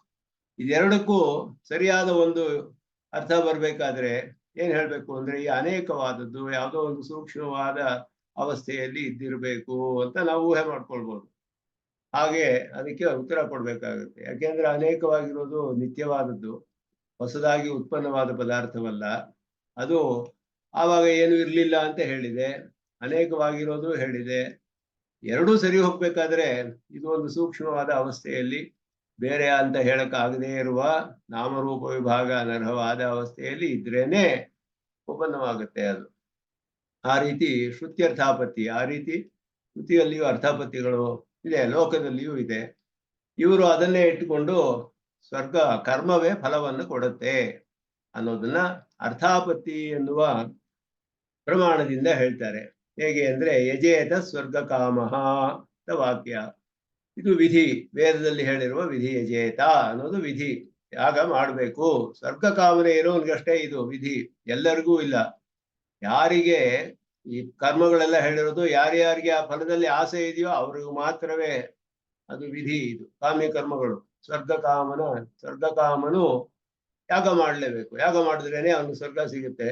ಇತ್ಯಾದಿ ಶಾಸ್ತ್ರಮಪಿ ಶಿಷಾಧೈಷಿತ ಅಂದ್ರೆ ಸಾಧಿಸಲು ಇಚ್ಛೆ ಪಟ್ಟದ್ದು. ಅಂದ್ರೆ ಪಡೆದುಕೊಳ್ಳಕ್ಕೆ ಇಚ್ಛೆ ಪಡುವಂತಹ ಸ್ವರ್ಗವನ್ನು ಸಾಧಿಸಲು ಇವನು ಯಾಗವನ್ನು ಮಾಡ್ತಾನೆ. ಇವನಿಗೆ ಯಾವುದೇ ಇಚ್ಛೆ ಸ್ವರ್ಗ ಕಾಮನೆ. ಶಿಷಾದಯಿಷಿತ ಸ್ವರ್ಗಸ್ಯ, ಆ ಸ್ವರ್ಗಕ್ಕೆ ಕರ್ತವ್ಯತೆಯ, ಅದಕ್ಕೋಸ್ಕರ ಏನು ಮಾಡ್ಬೇಕು ಅವನಿಗೆ ಸಾಧಿಸಲ್ಪಡಬೇಕಾದ್ದು ಅಂದ್ರೆ ಯಾವುದನ್ನು ಪಡೆದುಕೊಳ್ಬೇಕು? ಸ್ವರ್ಗ. ಅದಕ್ಕೆ ಏನು ಕರ್ತವ್ಯ ಇವನು ಮಾಡ್ಬೇಕಾದ್ದು? ಯಾಗವನ್ನು ಮಾಡ್ಬೇಕು. ಯಾಗಾದಿ ಕರ್ತವ್ಯತರ ಯಾಗಾದಿ ಅಭಿದಧತ್ ಅದು ಹೇಳುತ್ತೆ, ತಿಳಿಸುತ್ತೆ. ಯಾಗವನ್ನು ತಿಳಿಸೋದ್ರಿಂದ ಅನ್ಯಥಾ ಅನುಪಪತ್ಯ, ಅಭಿದಧದ್ ಅನ್ಯಥಾ ಅನುಪಪತ್ಯ ಅಪೂರ್ವದ್ವಾರೇಣ ಫಲ ಸಾಧನತ್ವ ಅವಗಮೇತಿ. ಯಚೇತ ಸ್ವರ್ಗ ಕಾಮಃ ಅನ್ನೋದು ಸ್ವರ್ಗವನ್ನು ಯಾರು ಇಷ್ಟಪಡ್ತಾನೋ ಅವನಿಗೆ ಸ್ವರ್ಗ ಪಡೆಯುವುದಕ್ಕೋಸ್ಕರ ಮಾಡಬೇಕಾದಂತಹ ಯಾಗವನ್ನು ವಿಧಿಸುತ್ತೆ. ಯಾಗವು ಅಚೇತನ, ತಾನೇ ಫಲ ಕೊಡಕ್ಕಾಗೋದಿಲ್ಲ. ಆದರೆ ಇದು ಮಾಡಿದ್ರೆ ಸ್ವರ್ಗ ಸಿಗುತ್ತೆ ಅಂತ ಶ್ರುತಿ ಹೇಳಿದೆ. ಇದೆರಡು ಹೇಗೆ ಉಪಪನ್ನವಾಗುತ್ತೆ ಅಂದ್ರೆ, ಯಾಗದಿಂದ ಒಂದು ಅಪೂರ್ವ ಅನ್ನೋದು ಉತ್ಪನ್ನವಾದ್ರೇನೆ ಉಪಪನ್ನವಾಗುತ್ತೆ ಅಂತ ಅವ್ರು ಹೇಳ್ತಾರೆ. ಈ ಅನ್ಯದ ಅರ್ಥಾನುಪತ್ತಿಗೆ ಈ ರೀತಿ ಉತ್ತರ ಕೊಡ್ತಾರೆ ಅವರು. ಕರ್ಮವು ಅಚೇತನ, ಕರ್ಮವೇ ಫಲ ಕೊಡೋದಿಲ್ಲ, ಕ್ಷಣಧ್ವಂಸಿ, ಒಪ್ಕೊಳ್ತೀವಿ, ಕರ್ಮ ಮುಗಿದೋಯ್ತು ಅಲ್ಲಿಗೆ. ಆದರೆ ಸ್ವರ್ಗ ಕಾಮನೆ ಇರೋನು ಯಾಗ ಮಾಡಬೇಕು ಅಂತ ಹೇಳಲ್ಪಟ್ಟಿದೆ ವೇದದಲ್ಲಿ. ಸ್ವರ್ಗ ಕಾಮನೆಯವನು ಯಾಗ ಮಾಡಿದ್ರೆ ಯಾಗ ಮುಗಿದೋಯ್ತು, ಕ್ಷಣಧ್ವಂಸಿ, ಸ್ವರ್ಗ ಫಲ ಬರಲೇಬೇಕು. ಯಾಕೆ ಅಂದ್ರೆ ವೇದ ಹೇಳಿರೋದು ಸತ್ಯವಾದದ್ದು, ವೇದದಲ್ಲಿ ವಿಧಿ ಇದೆ. ಈಗ ಸ್ವರ್ಗವೂ ಬರಬೇಕು, ಕರ್ಮವೂ ನಾಶವಾಗೋಯ್ತು. ಇದೆರಡು ಹೇಗೆ ಉತ್ಪನ್ನವಾಗುತ್ತೆ ಅಂದ್ರೆ, ಇದರಿಂದ ಒಂದು ಅಪೂರ್ವ ಅನ್ನೋದು ಉತ್ಪನ್ನವಾದ್ರೇನೆ ಇದು ಉಪಪನ್ನವಾಗುತ್ತೆ. ಆದ್ದರಿಂದ ಅನ್ಯಥಾ ಅನುಪಪತ್ಯ ಅಪೂರ್ವದ್ವಾರೇಣ ಫಲಸಾಧನತ್ವ ಅವಗಮೇತಿ. ಬೇರೆ ಯಾವ ರೀತಿಯಲ್ಲೂ ಇದನ್ನು ನಾವು ಹೇಳಕ್ಕಾಗದೇ ಇರೋದ್ರಿಂದ, ಉಪಪನ್ನವಾಗದೇ ಇರೋದ್ರಿಂದ ಬೇರೆ ರೀತಿಯಲ್ಲಿ ಇದಕ್ಕೊಂದು ಅಪೂರ್ವ ಅನ್ನೋ ಒಂದು ಮಧ್ಯದಲ್ಲಿ ನಾವು ಕಲ್ಪನೆ ಮಾಡ್ಕೊಳ್ಬೇಕು. ಮಾಡಿದ್ರೇನೆ ಅದ್ರ ಮೂಲಕ ಇದು ಬರುತ್ತೆ ಅಂತ ಅವರು. ಯಾಕೆ ಅಂದ್ರೆ ದೇವತೆಗಳೇ ಅನ್ನೋದು ಯಾರು ಇಲ್ಲ ಅವ್ರಿಗೆ. ಆದ್ದರಿಂದ ಏನೋ ಒಂದನ್ನು ಸೃಷ್ಟಿ ಮಾಡ್ಕೊಳ್ಳಿ, ಮಧ್ಯ ಒಂದು ಸೃಷ್ಟಿ ಆಗ್ಬೇಕು. ಇಲ್ಲದೆ ಹೋದ್ರೆ ಕರ್ಮವೂ ಮುಗ್ದೋಯ್ತು, ಫಲವೂ ಬರ್ಬೇಕು. ಯಾವಾಗ್ಲೂ ಹೆಂಗ್ ಬರುತ್ತೆ ಫಲ ಅಂದ್ರೆ ಮಧ್ಯದಲ್ಲಿ ಅಪೂರ್ವ ಅನ್ನೋದನ್ನ ಕೂರ್ಸಿದ್ರು. ಅಪೂರ್ವ ಅಂತ ಒಂದು ಉತ್ಪನ್ನ ಮಾಡ್ಕೊಳ್ಬೇಕು. ಅದು ಮಾಡಿದ್ರೇನೆ ಅದರಿಂದನೇ ಫಲ ಬರುತ್ತೆ. ಇದು ಅನ್ಯಥಾ ಅನುಪಪತ್ತಿಯಿಂದ ಅವರು ಹೇಳುವಂತಹ ವಾದ. ಅದನ್ನ ಪೂರ್ವಮೀಮಾಂಸಕರು ಹಾಗೆ ಹೇಳ್ತಾರೆ. ಅದನ್ನ ಆ ಅಭಿಪ್ರಾಯವನ್ನ ಹೇಳಿ ಬಾದರಾಯಣರು ಹೇಳಿದ್ರು. ಪೂರ್ವಂತೂ ಬಾದರಾಯಣ ಹೇತುವ್ಯಪದೇಶಾತ್ ಅಂತ ಹೇಳಿದ್ರು. ಪೂರ್ವಂತೂ ಬಾದರಾಯಣ, ತಮ್ಮ ಶಿಷ್ಯರ ಅಭಿಪ್ರಾಯವನ್ನು ಬಾದರಾಯಣರು ತಿಳಿಸಿ ಅದಾದ ಮೇಲೆ ಹೇಳ್ತಾರೆ, ಈ ಅಭಿಪ್ರಾಯ ಸರಿ ಇಲ್ಲ, ಇದು ತಳ್ಳಿ ಹಾಕಲ್ಪಟ್ಟಿದೆ. ಮೊದಲು ಏನ್ ಹೇಳಿದ್ನೋ ಫಲಮತಃ ಉಪಪತ್ತೆ ಅಂತ ಆ ಪರಮಾತ್ಮನಿಂದ ಅಂತ, ಅದುವೇ ಸರಿಯಾದದ್ದು, ಹೇತು ಹೇಳಲ್ಪಟ್ಟಿದೆ ಅಂತ ಹೇಳಿದ್ರು. ಸುಶಬ್ದ ಪಕ್ಷವ್ಯಾವೃತ್ಯರ್ಥ. ಪೂರ್ವಂತು ಅಂದ್ರೆ ಆದರೆ ಹಿಂದೆ ಹೇಳಿರೋದೇ ಸರಿ ಅಂತ ಅರ್ಥ. ಪೂರ್ವೋಕ್ತಂ ಪರಮಪುರುಷಸ್ಯೈವ ಫಲಪ್ರದತ್ವಂ ಭಗವಾನ್ ಬಾದರಾಯಣೋ ಮನ್ಯತೆ. ಬಾದರಾಯಣರು ತಮ್ಮ ಹೆಸರನ್ನೇ ಹೇಳ್ತಾರೆ ಅನೇಕ ಕಡೆ. ತಮ್ಮ ಶಿಷ್ಯರ ಹೆಸರನ್ನು ಹೇಗೆ ಹೇಳ್ತಾರೋ ಹಾಗೆಯೇ ತಮ್ಮ ಹೆಸರನ್ನು ಹೇಳ್ಕೊಳ್ತಾರೆ. ಬಾದರಾಯಣ ನಾನು ಹೇಳ್ತಾ ಇದ್ದೀನಿ ಅಂದ್ರೆ ಇದು ಪ್ರಾಮಾಣಿಕವಾದದ್ದು ಅಂತ ಅರ್ಥ, ನನ್ನ ಮತ ಇದು ಅಂತ ಹೇಳಿ ತಮ್ಮ ಹೆಸರನ್ನು ಕೂಡ ಹೇಳ್ಕೊಳ್ತಾರೆ. ಪೂರ್ವಂತು ಬಾದರಾಯಣ ಹೇತುವ್ಯಪದೇಶಾತ್ ಅಂತ ಹೇಳಿ. ಬಾದರಾಯಣರು ಪೂರ್ವಂತು ಅಂದ್ರೆ ಪೂರ್ವೋಕ್ತವಾದ ಫಲಮತ ಉಪಪತ್ತೇ ಅಂತ ಹೇಳಲ್ಪಟ್ಟ ಪರಮಪುರುಷನಿಂದಲೇ ಫಲಪ್ರದತ್ವ ಅನ್ನೋದನ್ನ ಬಾದರಾಯಣರು ಹಾಗೆ ಅಭಿಪ್ರಾಯ ಪಡ್ತಾರೆ. ಯಾವ ಕಾರಣದಿಂದ ಅಂದ್ರೆ ಕುತಃ ಹೇತುವ್ಯಪದೇಶಾತ್. ಯಚ ದೇವಪೂಜಾಯಾಮಿತಿ ದೇವತಾರಾಧನಭೂತ ಯಾಗಾದಿ ಆರಾಧ್ಯಭೂತ ಅಗ್ನಿವಾಯುವಾದಿ ದೇವತಾನಾಮೇವ ತತ್ತತ್ ಫಲ ಹೇತುತೆಯ ತಸ್ಮಿನ್ ಅಪಿ ವಾಕ್ಯೆ ವ್ಯಪದೇಶಾತ್. ಹೇತು ವ್ಯಪದೇಶಾತ್ ಅಂದ್ರೆ ಆ ಫಲಕ್ಕೆ ಕಾರಣ ದೇವತೆಗಳು ಅಂತಾನೆ ಹೇಳಲ್ಪಟ್ಟಿದೆ ಹೊರತು ಅಪೂರ್ವ ಅನ್ನೋದು ಎಲ್ಲಿಯೂ ಹೇಳಲ್ಪಟ್ಟಿಲ್ಲ. ಆದ್ದರಿಂದ ಆ ದೇವತೆಗಳೇ ಫಲವನ್ನು ಕೊಡ್ತಾರೆ. ಫಲಕ್ಕೆ ಕಾರಣ ಯಾರು ಅಂದ್ರೆ ಆಯಾ ದೇವತೆಗಳು ಅಂತ ಆಯಾ ಕರ್ಮಗಳಲ್ಲಿ ಹೇಳಲ್ಪಟ್ಟಿದೆ. ಆದ್ದರಿಂದ ನಾವು ಹಾಗೆಯೇ ಒಪ್ಕೊಳ್ಬೇಕು, ಅದುವೇ ಸರಿಯಾದ ಮತ ಅಂತ ಬಾದರಾಯಣರು ಹೇಳ್ತಾರೆ. ಅದು ಯಾಗ ಅನ್ನೋದ್ರಿಂದಲೇ ಯಜ ದೇವ ಪೂಜಾಯಾಮ್, ಯಾಗ ಅಂತ ಹೇಳಿದ್ರೇನೆ ಒಂದು ದೇವತೆಯ ಪೂಜೆ, ಆರಾಧನೆ, ದೇವತೆಯನ್ನು ಉದ್ದೇಶಿಸಿ ಒಂದು ಹವಿಸ್ಸಿನ ತ್ಯಾಗ ಮಾಡುವುದು, ಅವರಿಗೆ ಸಮರ್ಪಣೆ ಮಾಡುವುದೇ ಯಾಗ ಅಂತ ಹೇಳಲ್ಪಡುವುದು. ಆ ಯಜ ದೇವ ಪೂಜಾಯಾಮಿತಿ ದೇವತಾರಾಧನ ಭೂತ ಯಾಗಾದಿ, ದೇವತಾರಾಧನ ರೂಪವಾದ ಯಾಗವೇ ಮೊದಲಾದವುಗಳಿಂದ ಆರಾಧ್ಯಭೂತ ಇಂದ ಆರಾಧಿಸಲ್ಪಡುವಂತಹ ಅಗ್ನಿ ವಾಯು ಆದಿ ದೇವತಾನಾಮೇವ, ಅಗ್ನಿಯೋ ವಾಯುವೋ ಮೊದಲಾದ ದೇವತೆಗಳು ಹೇಳಲ್ಪಟ್ಟಿದ್ದಾರೆ. ಆ ದೇವತೆಗಳಿಗೆ ಆಯಾ ಕರ್ಮ ಫಲಹೇತುತೆಯ, ಆಯಾ ಕರ್ಮಗಳಿಗೆ ಫಲ ಕೊಡ್ತಾರೆ ಅನ್ನೋದು ಸ್ಪಷ್ಟವಾಗಿ ತಸ್ಮಿನ್ನಪಿ ವಾಕ್ಯೆ ವ್ಯಪದೇಶ, ಆಯಾ ವಾಕ್ಯಗಳಲ್ಲಿ ಹೇಳಲ್ಪಟ್ಟಿದೆ. ಇದು ಮೊದಲನೇ ಹಂತದಲ್ಲಿ ಹೇಳ್ತಾರೆ, ವಾಯು, ಅಗ್ನಿ, ವಾಯು, ಇಂದ್ರ, ವರುಣ ಮೊದಲಾದ ಅನೇಕ ದೇವತೆಗಳು ಹೇಳಲ್ಪಟ್ಟಿದೆ.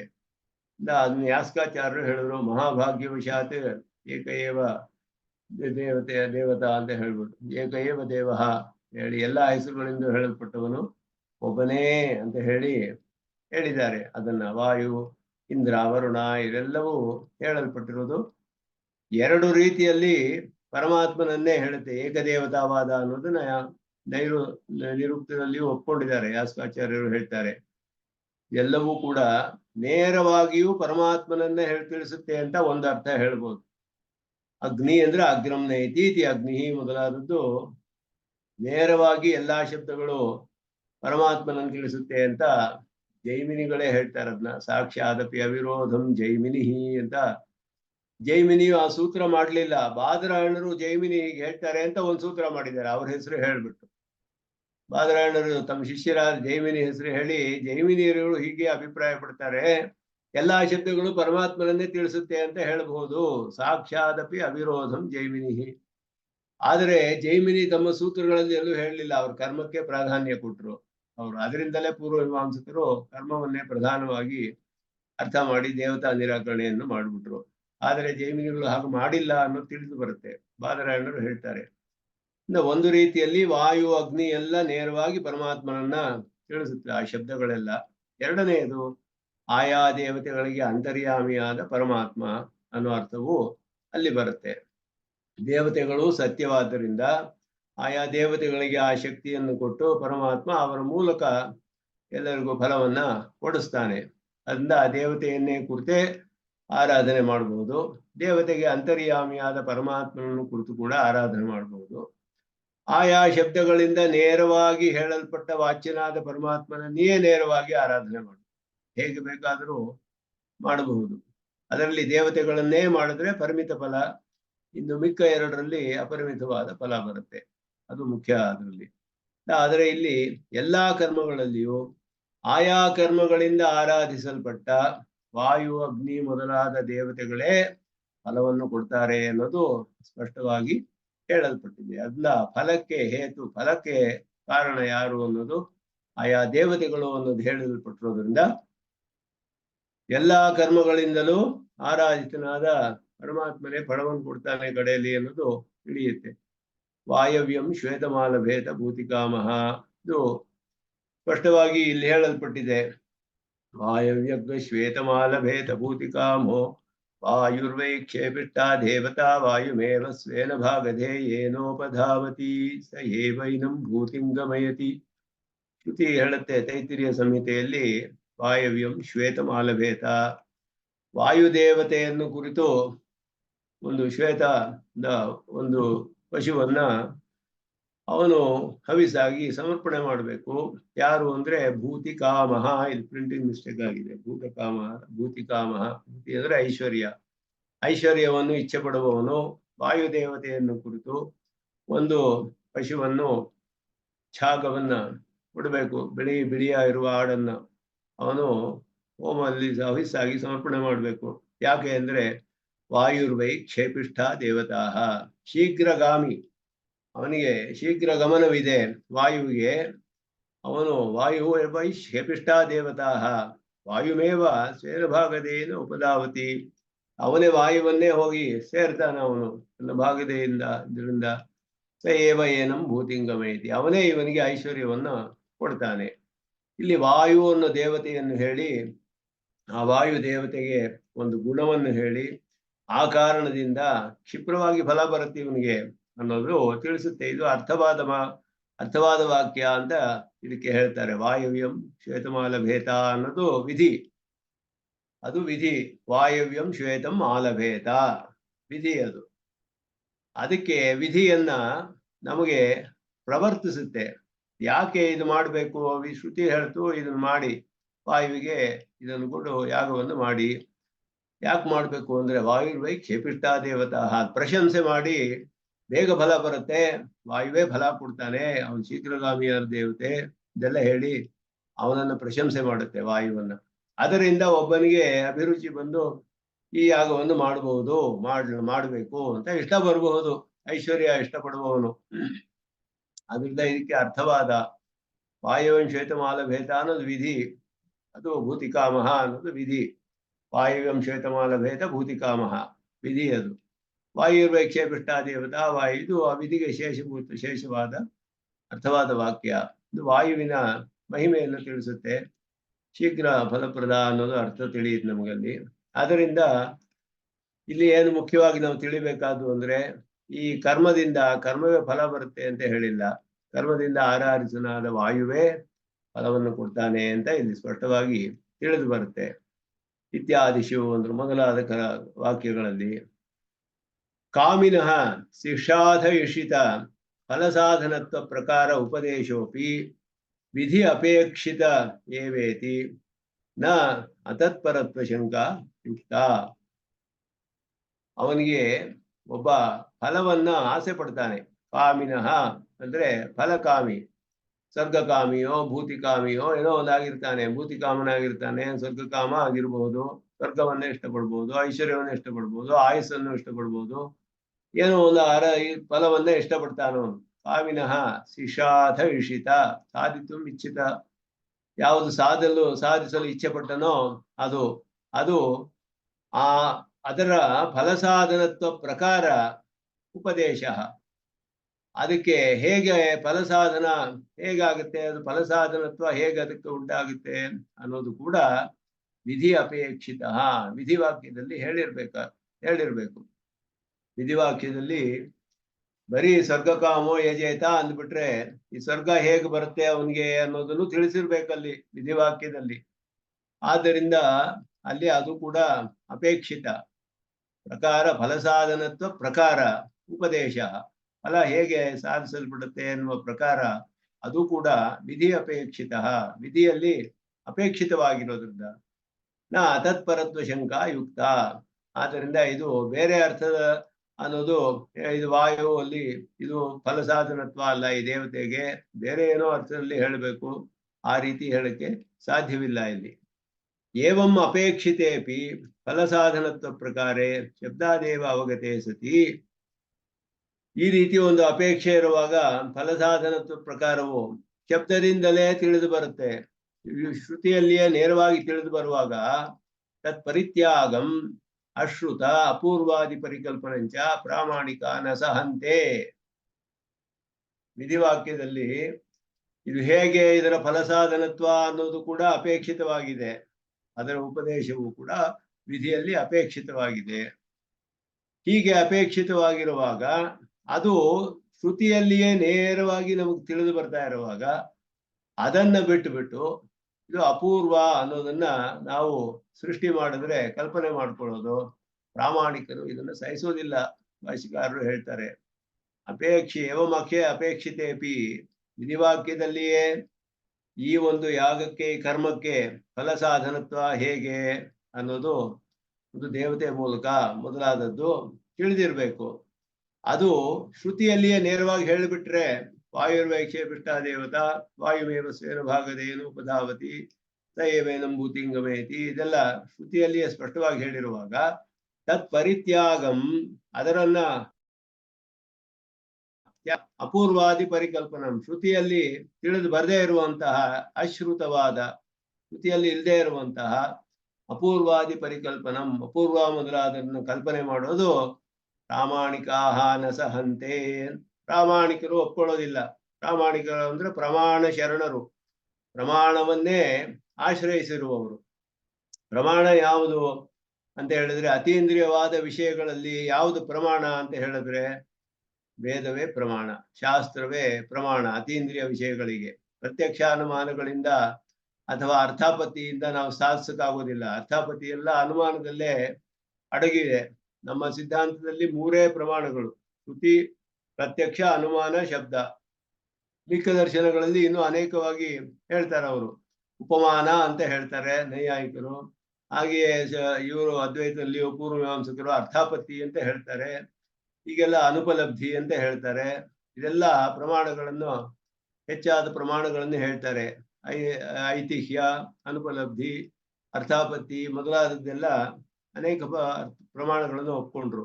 ನಮ್ಮ ಸಿದ್ಧಾಂತದಲ್ಲಿ ಮಿಕ್ಕಿದೆಲ್ಲವೂ ಕೂಡ ಪ್ರತ್ಯಕ್ಷದಲ್ಲೋ ಅನುಮಾನದಲ್ಲೋ ಅಡಕವಾಗಿದೆ. ಪ್ರತ್ಯಕ್ಷ, ಅನುಮಾನ, ಶ್ರುತಿ, ಇದು 3 ಪ್ರಮಾಣ. ಐಂದ್ರಿಕವಾದ ವಿಷಯಗಳಿಗೆ ಪ್ರತ್ಯಕ್ಷ ಅನುಮಾನ ಪ್ರಮಾಣವಾಗಬಹುದು. ಅತೀಂದ್ರಿಯವಾದ ವಿಷಯಗಳಿಗೆ ಪ್ರತ್ಯಕ್ಷ ಅನುಮಾನ ಎಂದು ಪ್ರಮಾಣ ಆಗಕ್ಕೆ ಸಾಧ್ಯವಿಲ್ಲ. ಅದಕ್ಕೆ ಶ್ರುತಿಯೇ ಪ್ರಮಾಣ.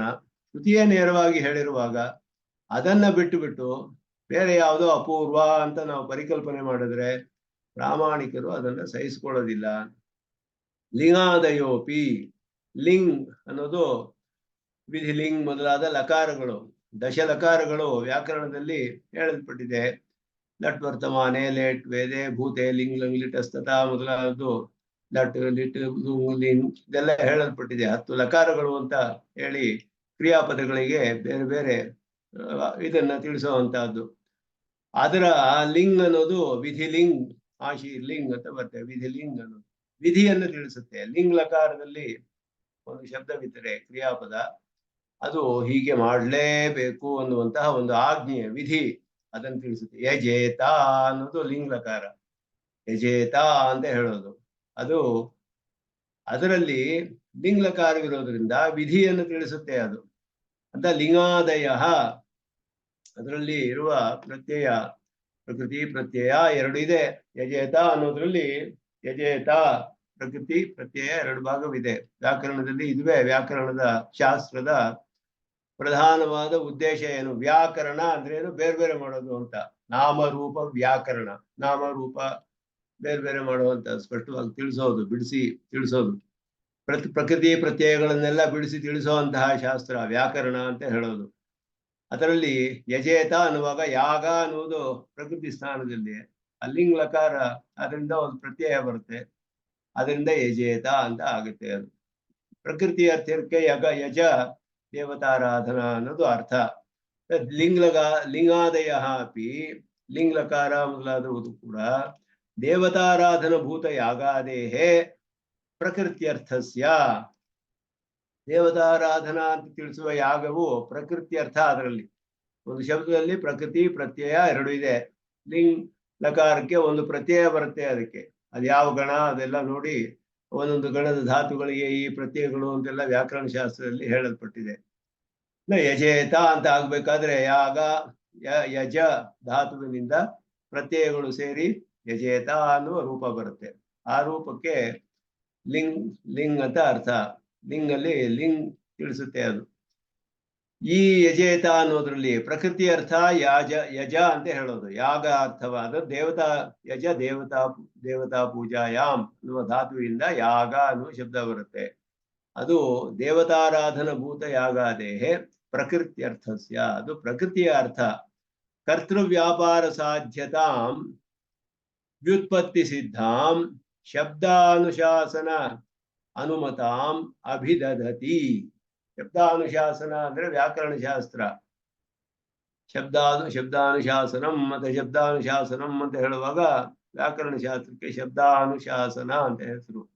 ಅನುಶಾಸನ ಅಂದ್ರೆ ಉಪದೇಶ ಮಾಡೋದು, ಶಾಸನ ಶಬ್ದದ ವಿಷಯಗಳ ಬಗ್ಗೆ ಹೇಳ್ತೀನಿ ಅಂತ ವ್ಯಾಕರಣದಲ್ಲಿ ಹೇಳ್ತಾರೆ. ಶಬ್ದಾನುಶಾಸನ ಅಂದ್ರೆ ವ್ಯಾಕರಣ ಶಾಸ್ತ್ರ. ಅಷ್ಟಾಧ್ಯಾಯಿ ಪಾಣಿನಿದು ಅದು ಪ್ರಧಾನವಾದದ್ದು. ಅದರ ಮೇಲೆ ವ್ಯಾಖ್ಯಾನಗಳೆಲ್ಲ ಇದೆ. ವಾರ್ತಿಕಕಾರರು, ಕಾತ್ಯಾಯನರದು, ಮತ್ತೆ ಮಹಾಭಾಷ್ಯ ಪತಂಜಲಿಗಳದು, ಇದೆಲ್ಲ ಪ್ರಸಿದ್ಧವಾಗಿದೆ. ಬೇಕಾದಷ್ಟು ವ್ಯಾಖ್ಯಾನಗಳಿದೆ. ಈ ಪ್ರಕೃತಿ ಅರ್ಥ ಯಜ ಅಂತ ಹೇಳೋದು ಪ್ರಕೃತಿ ಅರ್ಥ ಯಜ ಅಂದ್ರೆ ಏನು? ದೇವತಾರಾಧನಾ ಅನ್ನುವ ಅರ್ಥದಲ್ಲಿ ಬರುವಂತಹದ್ದು. ಯಜ ದೇವತಾ ಪೂಜಾ ದೇವ ಪೂಜಾಯಾಮ್ ಅನ್ನುವ ಧಾತುವಿಂದ ವ್ಯುತ್ಪನ್ನವಾದ ಒಂದು ಪದ ಯಾಗ ಅಂತ ಹೇಳೋದು. ಇದು ಏನ್ ತಿಳಿಸುತ್ತೆ? ಇದು ಯಜೇತ ಅಂತ ಹೇಳುವಾಗ ಲಿಂಗ್, ಆ ಲಿಂಗ್ ಪ್ರತ್ಯಯವು ಸೇರಿದ್ರೆ ಅದಕ್ಕೆ ಯಾವ ಅರ್ಥವನ್ನು ತಿಳಿಸುತ್ತೆ ಅಂತ ಹೇಳಿದ್ರೆ, ಒಂದು ಕರ್ತ ಇಂದ ಮಾಡಲ್ಪಡುವಂತಹ ಒಂದು ಕ್ರಿಯೆ ಅಂತ ತೋರಿಸುತ್ತೆ. ಇದು ಕರ್ತೃ ವ್ಯಾಪಾರ ಸಾಧ್ಯ ಅನ್ನೋದು ತಿಳಿಸುತ್ತೆ. ಯಜೇತ ಯಾಗವನ್ನು ಮಾಡಬೇಕು ಅಂತ ಹೇಳಿದ್ರೆ ಒಬ್ಬ ಮಾಡಬಹುದು ಅನ್ನೋದು ತೋರಿಸುತ್ತೆ. ಯಾರೋ ಒಬ್ಬ ಕರ್ತ ಅದನ್ನ ಮಾಡಬಹುದು. ಅದು ವ್ಯುತ್ಪತ್ತಿ ಸಿದ್ಧವಾದದ್ದು, ಶಬ್ದಾನುಶಾಸನಕ್ಕೆ ಅನುಗುಣವಾಗಿರುವಂತಹದ್ದು, ಅನುಮತವಾದದ್ದು, ಅದರಿಂದ ಅನುಮತವಾದದ್ದು, ಅದರಿಂದ ಒಪ್ಪಿಗೆ ಕೊಡಲ್ಪಟ್ಟದ್ದು. ಆದ್ದರಿಂದ ಇಲ್ಲಿ ಯಜೇತ ಅಂತ ಹೇಳಿದ್ರೆ ಏನ್ ತಿಳಿದು ಬರುತ್ತೆ ನಮ್ಗೆ? ಯಜೇತ ಅನ್ನೋದ್ರಿಂದ ಯಾಗ ಮಾಡಬೇಕು ವಿಧಿಸಿದ್ರೆ, ಒಬ್ಬ ಮಾಡೋನು ಇದ್ರೆ ತಾನೇ ಅದು ಯಾಗ ಮಾಡ್ಬೇಕು ಅಂತ ವಿಧಿಸಕ್ ಸಾಧ್ಯ. ಒಬ್ಬ ಕರ್ತ ಇಂದ ಅವನ ವ್ಯಾಪಾರದಿಂದ ಸಾಧ್ಯವಾಗುವಂತಹದ್ದನ್ನ ಹೇಳುತ್ತೆ ಅದು ಯಾಗ. ಯಜೇತ ಅನ್ನುವ ವಿಧಿ, ನೀನು ಹೀಗ್ ಮಾಡ್ಬೇಕು, ನೀ ಅಲ್ಲಿಗೆ ಹೋಗ್ಬೇಕು ಅಂದ್ರೆ ಒಬ್ಬನಿಗೆ ಹೋಗೋದಕ್ಕೆ ಸಾಧ್ಯವಾಗಿರುವಂತದ್ದನ್ನ ತಿಳಿಸ್ಬೇಕು. ಇಲ್ಲೇ ಹೋದ್ರೆ ಅದು ವಿಧಿಸಕ್ಕಾಗೋದಿಲ್ಲ, ಮಾಡಕ್ಕಾಗದೆ ಇರುವಂತ ಶಾಸ್ತ್ರ ನಮ್ಗೆ ಮಾಡಕ್ಕಾಗದೆ ಇರೋದು ಯಾವುದನ್ನು ವಿಧಿಸೋದಿಲ್ಲ. ಆದ್ರಿಂದ ಶಾಸ್ತ್ರವು ಒಬ್ಬ ಕರ್ತೃ ವ್ಯಾಪಾರ ಸಾಧ್ಯ, ಒಬ್ಬ ಕರ್ತ ಅವನ ವ್ಯಾಪಾರಗಳಿಂದ ಸಾಧ್ಯವಾದದ್ದು, ವ್ಯಾಪಾರಗಳನ್ನೆಲ್ಲ ಮಾಡಿ ಇದನ್ನ ಮಾಡಕ್ಕೆ ಸಾಧ್ಯ ಅನ್ನೋದನ್ನ ತಿಳಿಸುತ್ತೆ. ಲಿಂಗ್ ಅನ್ನುವಂತಹ ಆ ಪ್ರತ್ಯಯ ಬಂದಿರೋದು ವಿಧಿಲಿಂಗ್ ಅಂತ ಹೇಳೋದು ವಿಧ್ಯರ್ಥದಲ್ಲಿ ಇರುವಂತಹದ್ದು, ಅದು ವ್ಯುತ್ಪತ್ತಿಯಿಂದ ಸಿದ್ಧವಾಗಿರುವಂತಹದ್ದು. ಆದ್ದರಿಂದ ಶಬ್ದಾನುಶಾಸನಕ್ಕೆ ಅನುಗುಣವಾದದ್ದು, ಅದನ್ನ ತಿಳಿಸುತ್ತೆ ಇದು ಲಿಂಗ್ ಅನ್ನೋದು. ಪ್ರಕೃತ್ಯರ್ಥವಾದ ಯಾಗವು ಒಬ್ಬ ಕರ್ತಾಯಿಂದ ಮಾಡಲು ಸಾಧ್ಯ ಅನ್ನೋ ಅರ್ಥವನ್ನ ತಿಳಿಸುತ್ತೆ ನಮಗೆ. ನ ಅನ್ಯತ್ ಅಲೌಕಿಕ ಮಿತಿ ಪ್ರಾಗೇವ ಉಕ್ತಂ. ಯಾವುದೋ ಅಲೌಕಿಕವಾದದ್ದನ್ನ ಅಪೂರ್ವ ಅನ್ನೋದು ತಿಳಿಸೋದಿಲ್ಲ. ಸ್ವರ್ಗಕಾಮೇ ಜ್ಯೋತಿಷ್ಠೋಮೇನ ಸ್ವರ್ಗಕಾಮೋ ಯಜೇತ ಅಂತ ಹೇಳಿದ್ರೆ, ಜ್ಯೋತಿಷ್ಠೋಮ ಯಾಗವನ್ನು ಒಬ್ಬ ಸ್ವರ್ಗಕಾಮನು ಯಜೇತ ಮಾಡಬೇಕು ಅಂದ್ರೆ ಮಾಡಿದ್ರೆ ಅದರಿಂದ ಅಪೂರ್ವ ಬಂದು ಅಪೂರ್ವ ಅದನ್ನ ಸಾಧಿಸುತ್ತೆ ಸ್ವರ್ಗವನ್ನ ಅಂತ ಹೇಳೋದಿಲ್ಲ. ಸ್ವರ್ಗಕಾಮನು ಜ್ಯೋತಿಷ್ಠೋಮ ಯಾಗವನ್ನು ಕರ್ತೃ ವ್ಯಾಪಾರ ಸಾಧ್ಯವಾದ ಸ್ವರ್ಗ ಫಲವನ್ನು ತಿಳಿಸುತ್ತೆ ಹೊರತು ಯಾವುದೋ ಅಪೂರ್ವದಿಂದ ಸಾಧ್ಯವಾದ ಸ್ವರ್ಗ ಫಲ ಅನ್ನೋದು ತಿಳಿಸೋದಿಲ್ಲ. ಅದು ಯಜೇತ ಅನ್ನೋ ವಿಧಿ ಯಾರಿಗಿರೋದು? ಒಬ್ಬ ಕರ್ತ ಆಗಿ ಅವನು ಮಾಡಿದ್ರೆ ಸ್ವರ್ಗ ಫಲ ಬರ್ಬೇಕು ಅವನಿಗೆ. ಆದ್ರೆ ಅವ್ರು ಹೇಳಿದ್ರು ಮೀಮಾಂಸಕರು, ಇವ್ರು ಮಾಡಿದ್ರೆ ಸ್ವರ್ಗಕ್ಕೆಲ್ಲ ಬರೋದಿಲ್ಲ, ಇವನು ಯಾಗ ಮಾಡಿದ್ರೆ ಬರೀ ಅಪೂರ್ವ ಬರುತ್ತೆ ಅಷ್ಟೇ, ಅಪೂರ್ವ ಸ್ವರ್ಗ ಫಲವನ್ನು ಕೊಡುತ್ತೆ ಮುಂದೆ. ಆ ರೀತಿ ಅರ್ಥ ಬರೋಕ್ಕೆ ಅಲ್ಲಿ ಸಾಧ್ಯವಿಲ್ಲ. ಅಪೂರ್ವವನ್ನೇ ಸೃಷ್ಟಿ ಮಾಡುತ್ತೆ ಅಷ್ಟೇ ಯಾಗ ಮಾಡಿದ್ರೆ ಅಂತ ಹೇಳಿದ್ರೆ, ಯಜೇತ ಅನ್ನೋದು ಅಪೂರ್ವ ಸೃಷ್ಟಿಯನ್ನು ಹೇಳಿಲ್ಲ ಇಲ್ಲಿ. ಸ್ವರ್ಗಕಾಮನು ಯಾಗವನ್ನು ಮಾಡಬೇಕು ಅಂತ ಹೇಳಿದ್ರೆ, ಇವನು ಯಾಗ ಮಾಡಿದ್ರೆ ಸ್ವರ್ಗ ಅನ್ನೋದು ಉಂಟಾಗಬೇಕು ಇವನಿಗೆ ಫಲ. ಯಾವಾಗಾದ್ರೂ ಬರ್ಲಿ, ಅದು ಕಾಲ ಯಾವ ಕಾಲದಲ್ಲಾದ್ರೂ ಬರ್ಬೋದು. ಆದ್ರೆ ಈ ಯಾಗದಿಂದ ಫಲವು ಇವನಿಗೆ ಉಂಟಾಗಬೇಕು ಅನ್ನೋದು ತಿಳಿಸುತ್ತೆ ಹೊರತು ಯಾಗದಿಂದ ಬರೀ ಅಪೂರ್ವ ಉಂಟಾಗುತ್ತೆ ಅಂತ ತಿಳಿಸೋದಿಲ್ಲ. ಅದನ್ನೇ ಹೇಳ್ತಾ ಇದ್ದಾರೆ. ಅಲೌಕಿಕವಾದ ಯಾವುದೋ ಒಂದು ಅಪೂರ್ವ ಮೊದಲಾದೆಲ್ಲ ಅಲ್ಲ ಇಲ್ಲಿ ಅಂತ. ಅದನ್ನ ತದೇವಂ ವಾಯುರ್ವೈ ಕ್ಷೇಪಿಷ್ಠ ದೇವತಾ ಇತ್ಯಾದಿ ಶಬ್ದಾತ್ ವಾಯುವಾದೀನಾಂ ಫಲಪ್ರದತ್ವಂ ಅವಗಮ್ಯತೆ. ಅದರಿಂದ ವಾಯುರ್ವೈ ಕ್ಷೇಪಿಷ್ಠ ದೇವತಾ ಅಂತ ಹೇಳೋದ್ರಿಂದ ವಾಯವ್ಯಂ ಶ್ವೇತಮಾಲಭೇತ ಭೂತಿಕಾಮ ವಾಯುರ್ವೈ ಕ್ಷೇಪಿಷ್ಠ ದೇವತಾ, ವಾಯುದೇವತಾಕವಾದ ಒಂದು ಪಶುವನ್ನು ಇವನು ಯಾಗ ಮಾಡಬೇಕು, ಐಶ್ವರ್ಯವನ್ನು ಆಸೆ ಪಡುವವನು. ಆ ವಾಯು ಕ್ಷೇಪಿಷ್ಠ ದೇವತಾ, ಕ್ಷಿಪ್ರಗಾಮಿ, ಬೇಗ ಫಲ ಕೊಡ್ತಾನೆ ಅನ್ನೋ ಅರ್ಥ ಬರುತ್ತೆ. ಮೊದಲಾದ ಶಬ್ದಗಳು ವಾಯು ಮೊದಲಾದವುಗಳಿಗೆ ಫಲಪ್ರದತ್ವವನ್ನು ತಿಳಿಸುತ್ತೆ ಹೊರತು ಯಾವುದೋ ಅಪೂರ್ವ ಒಂದು ಫಲ ತಿಳಿಸುತ್ತೆ ಅನ್ನೋದು ತಿಳಿಸೋದಿಲ್ಲ ಇಲ್ಲಿ. ವಾಯುವೇ ಫಲವನ್ನು ಕೊಡುತ್ತೆ ಅನ್ನೋದು, ವಾಯು ದೇವತೆಯೇ ಫಲವನ್ನು ಕೊಡ್ತಾನೆ ಅನ್ನೋದು ತಿಳಿಸುತ್ತೆ. ಅಥವಾ ಅದಕ್ಕೆ ಇನ್ನೊಂದು ಅರ್ಥ ಮಾಡಿದ್ರೆ ವಾಯುವಾದಿ ಆತ್ಮನ ಚ ಪರಮಪುರುಷ ಏವ ಆರಾಧ್ಯತೆಯ ಫಲಪ್ರದಾಯಿತ್ವೇನ ಚ ಅವತಿಷ್ಠತೆ ಇತಿ ಶ್ರೂಯತೆ. ಇದು ಎಲ್ಲದಕ್ಕಿಂತ ಮುಖ್ಯವಾದ ಅರ್ಥ, ವೇದಾಂತದಲ್ಲಿ ತಿಳಿಯೋ ಬರೋ ಅರ್ಥವೇ ಇದೆ. ವಾಯುದೇವತೆಯೇ ಫಲ ಕೊಡ್ತಾನೆ ಅಂತ ನಮಗೆ ಮೊದಲ ಹಂತದಲ್ಲಿ ತಿಳಿಯುತ್ತೆ. ಯಾರಿಗೆ ಬ್ರಹ್ಮಜ್ಞಾನವಿಲ್ಲವೋ, ವೇದಾಂತ ಶ್ರವಣ ಮಾಡಿಲ್ಲವೋ ಅವರಿಗೆ ವಾಯುದೇವತೆಯ ಫಲ ಕೊಡ್ತಾನೆ ಅನ್ನೋದು ತಿಳ್ಕೊಂಡು ಮಾಡ್ತಾರೆ. ಆದರೆ ವಾಯುವಾದ್ಯಾತ್ಮನ ಚ ಪರಮ ಪುರುಷ ಏವ ಆರಾಧ್ಯತೆಯ ಫಲಪ್ರದಾಯಿತ್ವೇನ ಚ ಅವತಿಷ್ಠತೆ. ಅವನೇ ಫಲವನ್ನು ಕೊಡ್ತಾನೆ. ಪರಮಾತ್ಮನೇ ವಾಯುವೇ ಮೊದಲಾದ ದೇವತೆಗಳಿಗೆ ಅಂತರ್ಯಾಮಿಯಾದ ಪರಮಾತ್ಮನೇ ಆರಾಧಿಸಲ್ಪಡಲ್ಪಟ್ಟು ಅವನೇ ಫಲವನ್ನ ಕೊಡ್ತಾನೆ ಅನ್ನೋದು ಕೃತಿಯಲ್ಲಿಯೇ ತಿಳಿದು ಬರುತ್ತೆ. ಇಷ್ಟಾಪೂರ್ತಂ ಬಹುಧಾ ಜಾತಂ ಜಾಯಮಾನಂ ವಿಶ್ವಂ ವಿಭರ್ತಿ ಭುವನಸ್ಯ ನಾಭಿಃ ತದೇವಾಗ್ನಿಸ್ತದ್ವಾಯುಸ್ತತ್ಸೂರ್ಯಸ್ತದ್ ಚಂದ್ರಮಾಃ. ಇದು ಸ್ಪಷ್ಟವಾಗಿ ಮಹಾನಾರಾಯಣ ಉಪನಿಷತ್ತಿನ ಈ ಮಂತ್ರ ತಿಳಿಸುತ್ತೆ ಅದನ್ನ. ಇಷ್ಟಾಪೂರ್ತಂ ಅಂದ್ರೆ ಇಷ್ಟಿಗಳು ಅಂದ್ರೆ ಯಾಗಾದಿಗಳು, ಪೂರ್ತ ಅಂದ್ರೆ ಲೋಕೋಪಕಾರಕವಾದ ಕೆಲಸಗಳು. ಒಂದು ಸರೋವರ ಕಟ್ಟೋದು, ಒಂದು ಅಣೆಕಟ್ಟು ಕಟ್ಟೋದು ಮೊದಲಾದದ್ದೆಲ್ಲ ಲೋಕಕ್ಕೆ ಉಪಕಾರಕವಾದ ಕಾರ್ಯಗಳು. ಇಷ್ಟಾಪೂರ್ತ ಮೊದಲಾದದ್ದೆಲ್ಲ ಬಹುಧಾ ಜಾತಂ ಜಾಯಮಾನಂ ಮುಂದೆ ಬರುವಂತಹದ್ದು, ಇಲ್ವ ಹಿಂದೆ ಇರುವಂತಹದ್ದು ಎಲ್ಲವೂ ವಿಶ್ವಂ ಬಿಭರ್ತಿ ಭುವನಸ್ಯ ನಾಭಿಹಿ ಲೋಕಕ್ಕೆಲ್ಲ ನಾಭಿ ಆಧಾರವಾಗಿರುವ ಪರಮಾತ್ಮನು ಇದೆಲ್ಲವನ್ನು ತಾನು ಸ್ವೀಕಾರ ಮಾಡ್ತಾನೆ ತನ್ನ ಆರಾಧನಾ ರೂಪವಾಗಿ. ಆ ಪರಮಾತ್ಮನೇ ತದೇವ ಅಗ್ನಿಹಿ ಪರಮಾತ್ಮನೇ ಅವನೇ ಅಗ್ನಿ. ತದ್ ವಾಯು ತತ್ ಸೂರ್ಯ ತದ್ ಚಂದ್ರಮಾಹ. ತದೇವ ಅಗ್ನಿ ತತ್ ವಾಯು ತತ್ ಸೂರ್ಯ ತದ್ ಚಂದ್ರಮಾಹ ಎಲ್ಲ ಅವನೇ ಅಂತ ಹೇಳಿದೆ. ಎಲ್ಲಕ್ಕೂ ಅಂತರ್ಯಾಮಿಯಾದವನು ಅವನೇ, ಅಥವಾ ಎಲ್ಲ ಶಬ್ದಗಳಿಂದಲೂ ವಾಚ್ಯನಾದವನು ಕೂಡ ಅವನೇ. ಎರಡು ಅರ್ಥದಲ್ಲಿಯೂ ಹೇಳ್ಬೋದು. ಬಿಭರ್ತಿ ಅಂದ್ರೆ ಇಲ್ಲಿ ಸ್ವೀಕರೋತಿ ಅಂತ ಅರ್ಥ. ವಿಶ್ವಂ ಬಿಭರ್ತಿ ಎಲ್ಲವನ್ನು ತನ್ನ ಆರಾಧನೆಯಾಗಿ ಅವನು ಸ್ವೀಕಾರ ಮಾಡ್ತಾನೆ. ಪರಮಾತ್ಮ ಅವನೇ ಆರಾಧಿಸಲ್ಪಡುವನು ಎಲ್ಲದರಿಂದಲೂ ಕೂಡ. ಆದ್ದರಿಂದ ಅದು ಅವನೇ ಎಲ್ಲ ಅಗ್ನಿ ವಾಯು ಮೊದಲಾದ ಹೆಸರುಗಳಿಂದ ಹೇಳಲ್ಪಟ್ಟವನು, ಅಥವಾ ಆಯಾ ದೇವತೆಗಳಿಗೆ ಅಂತರ್ಯಾಮಿಯಾದವನು. ಅಂತರ್ಯಾಮಿ ಬ್ರಾಹ್ಮಣದಲ್ಲಿ ಇದು ಸ್ಪಷ್ಟವಾಗಿ ತಿಳಿದು ಬರುತ್ತೆ.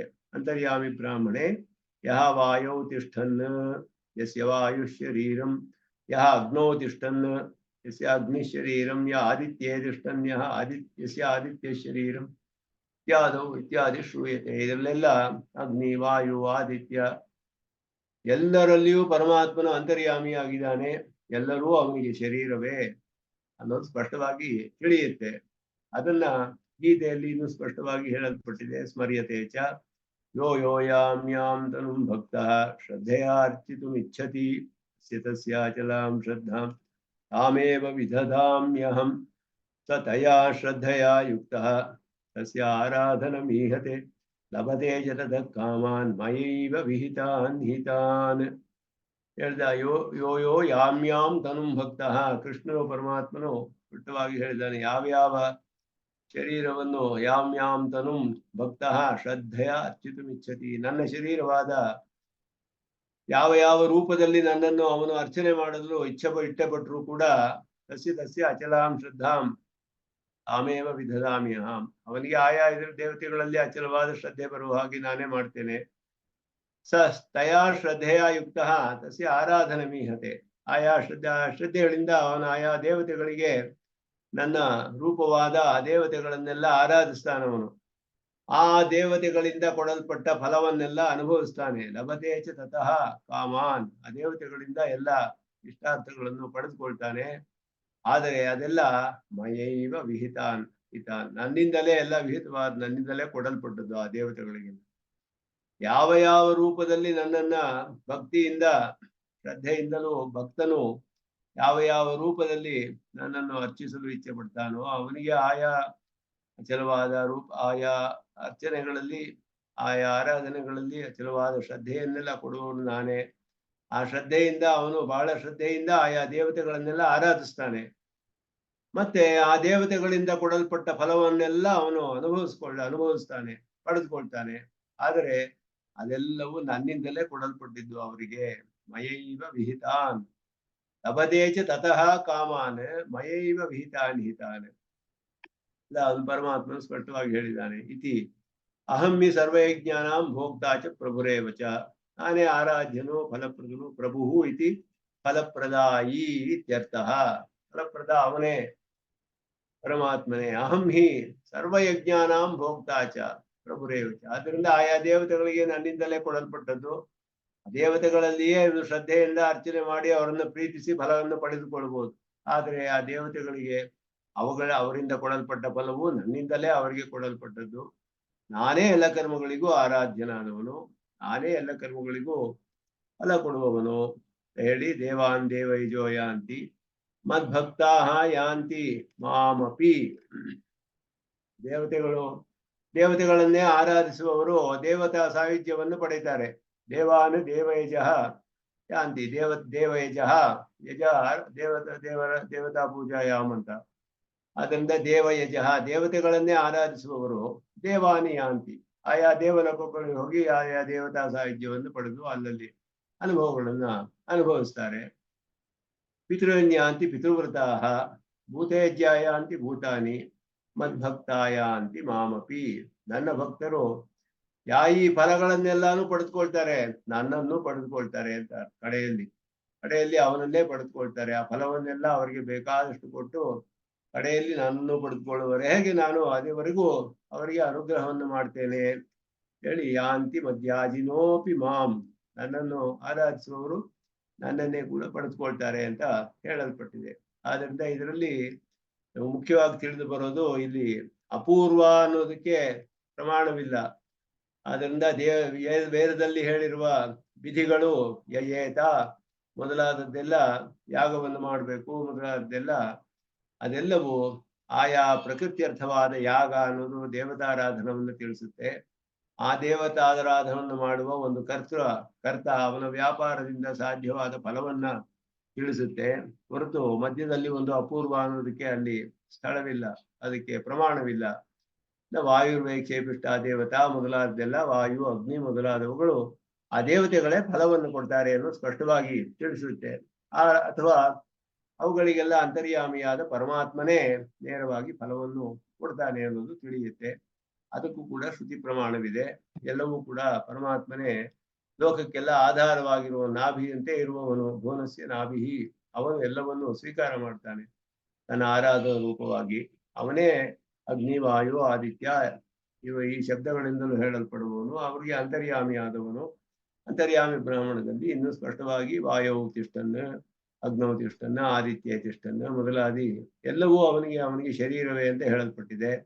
ಆಯಾ ರೂಪಗಳಲ್ಲಿ ಅವನ ಶರೀರವಾದ ದೇವತೆಗಳು ಎಲ್ಲರೂ ಆಯಾ ರೂಪಗಳಲ್ಲಿ ಯಾವ್ಯಾವ ರೂಪದಲ್ಲಿ ಅವನು ಯಾರು ಇಷ್ಟಪಟ್ಟು ಯಾವ್ಯಾವ ಫಲವನ್ನು ಪಡೆದುಕೋಬೇಕು ಅಂತ ಆಸೆ ಪಡ್ತಾರೋ ಆಯಾ ದೇವತೆಗಳನ್ನೆಲ್ಲ ಆರಾಧಿಸಕ್ಕೆ ಅವರ ಶ್ರದ್ಧೆ, ಅವರ ಆ ರೀತಿ ಅರ್ಚನೆ ಮಾಡುವುದೆಲ್ಲ ನಾನೇ ಅವರಿಗೆ ಉಂಟು ಮಾಡ್ತೇನೆ. ಆದ್ದರಿಂದ ಅವರಿಗೆ ಆ ದೇವತೆಗಳು ಕೊಟ್ಟ ಫಲವನ್ನೆಲ್ಲ ಅನುಭವಿಸ್ತಾರೆ. ಆದರೆ ಅದೆಲ್ಲ ನನ್ನಿಂದಲೇ ಕೊಡಲ್ಪಟ್ಟದ್ದು ಅಂತ ಪರಮಾತ್ಮ ಹೇಳಿರೋದು. ಅವನೇ ಎಲ್ಲ ಆ ಕರ್ಮಗಳಿಂದಲೂ ಆರಾಧ್ಯನು, ಫಲಪ್ರದನು. ಇದೆಲ್ಲ ಹೇಳಿರೋದ್ರಿಂದ ಫಲಮತ ಉಪಪತ್ತೇಹೇ ಅಂತ ಮೊದಲು ಹೇಳಿದ್ದು, ಅದನ್ನ ಪೂರ್ವಂ ಬಾದರಾಯಣ ಹೇತು ವ್ಯಪದೇಶಾತ್ ಸ್ಪಷ್ಟವಾಗಿ ತಿಳಿಸ್ತಾರೆ. ಜೈಮಿನಿಯ ಪೂರ್ವಮೀಮಾಂಸಕರ ಅಭಿಪ್ರಾಯವನ್ನು ಹೇಳಿ, ಕರ್ಮವೇ ಫಲವನ್ನು ಕೊಡುವುದಿಲ್ಲ, ಕರ್ಮದಿಂದ ಆರಾಧಿಸಲ್ಪಟ್ಟ ಒಂದು ದೇವತೆಯೇ ಫಲವನ್ನ ಕೊಡೋದು. ಎಲ್ಲ ಅದಕ್ಕೂ ಅಂತರ್ಯಾಮಿಯಾದ ಪರಮಾತ್ಮನೇ ಕಡೆಯಲ್ಲಿ ಫಲಪ್ರದನಾಗಿರುವವನು ಅಂತ ಹೇಳಿ ಮುಂದೆ ಈ ಲೋಕದ ಲೌಕಿಕವಾದ ವಿಷಯದಲ್ಲಿಯೂ ಹೇಗೆ ಇದು ಉಪಪನ್ನವಾಗುತ್ತೆ ಅನ್ನೋದನ್ನ ತಿಳಿಸ್ತಾರೆ. ಅದನ್ನ ಸ್ವಲ್ಪ ಭಾಗವನ್ನ ಇದೆ, ಅದನ್ನ ಮುಂದಿನ ಕ್ಲಾಸಿನಲ್ಲಿ ಅಧ್ಯಯನ ಮಾಡೋಣ ಅಂತ ಹೇಳಿ ನಿಮಗೆ ನಮಸ್ಕಾರಗಳನ್ನು ತಿಳಿಸಿ ಪದಾಂ ಜೈಗ್ಮರುಭೂಮಿ ಅಮೋಹತಃ ದರಿದ್ರಾಣಿಜ್ಞಾಯಮೇನೆ अस्मद्गुरोर्भगवतोऽस्य सिन्धोरमानुष्यचरणं प्रपद्ये। ओम शन्नो मित्रशं वरुणः शन्नो भवद्वर्यमा शन्न इन्द्रो बृहस्पति शन्नो विष्णुरुक्रमः। नमो ब्रह्मणे नमस्ते वायो त्वमेव प्रत्यक्षं ब्रह्मासि त्वमेव प्रत्यक्षं ब्रह्मावादिशं ऋतमवादिशं सत्यमवादिशं तन्मामावीत् तद्भक्तारमावीत् आवीत् मामावीत् भक्तारम्। ओम शांति शांति शांति।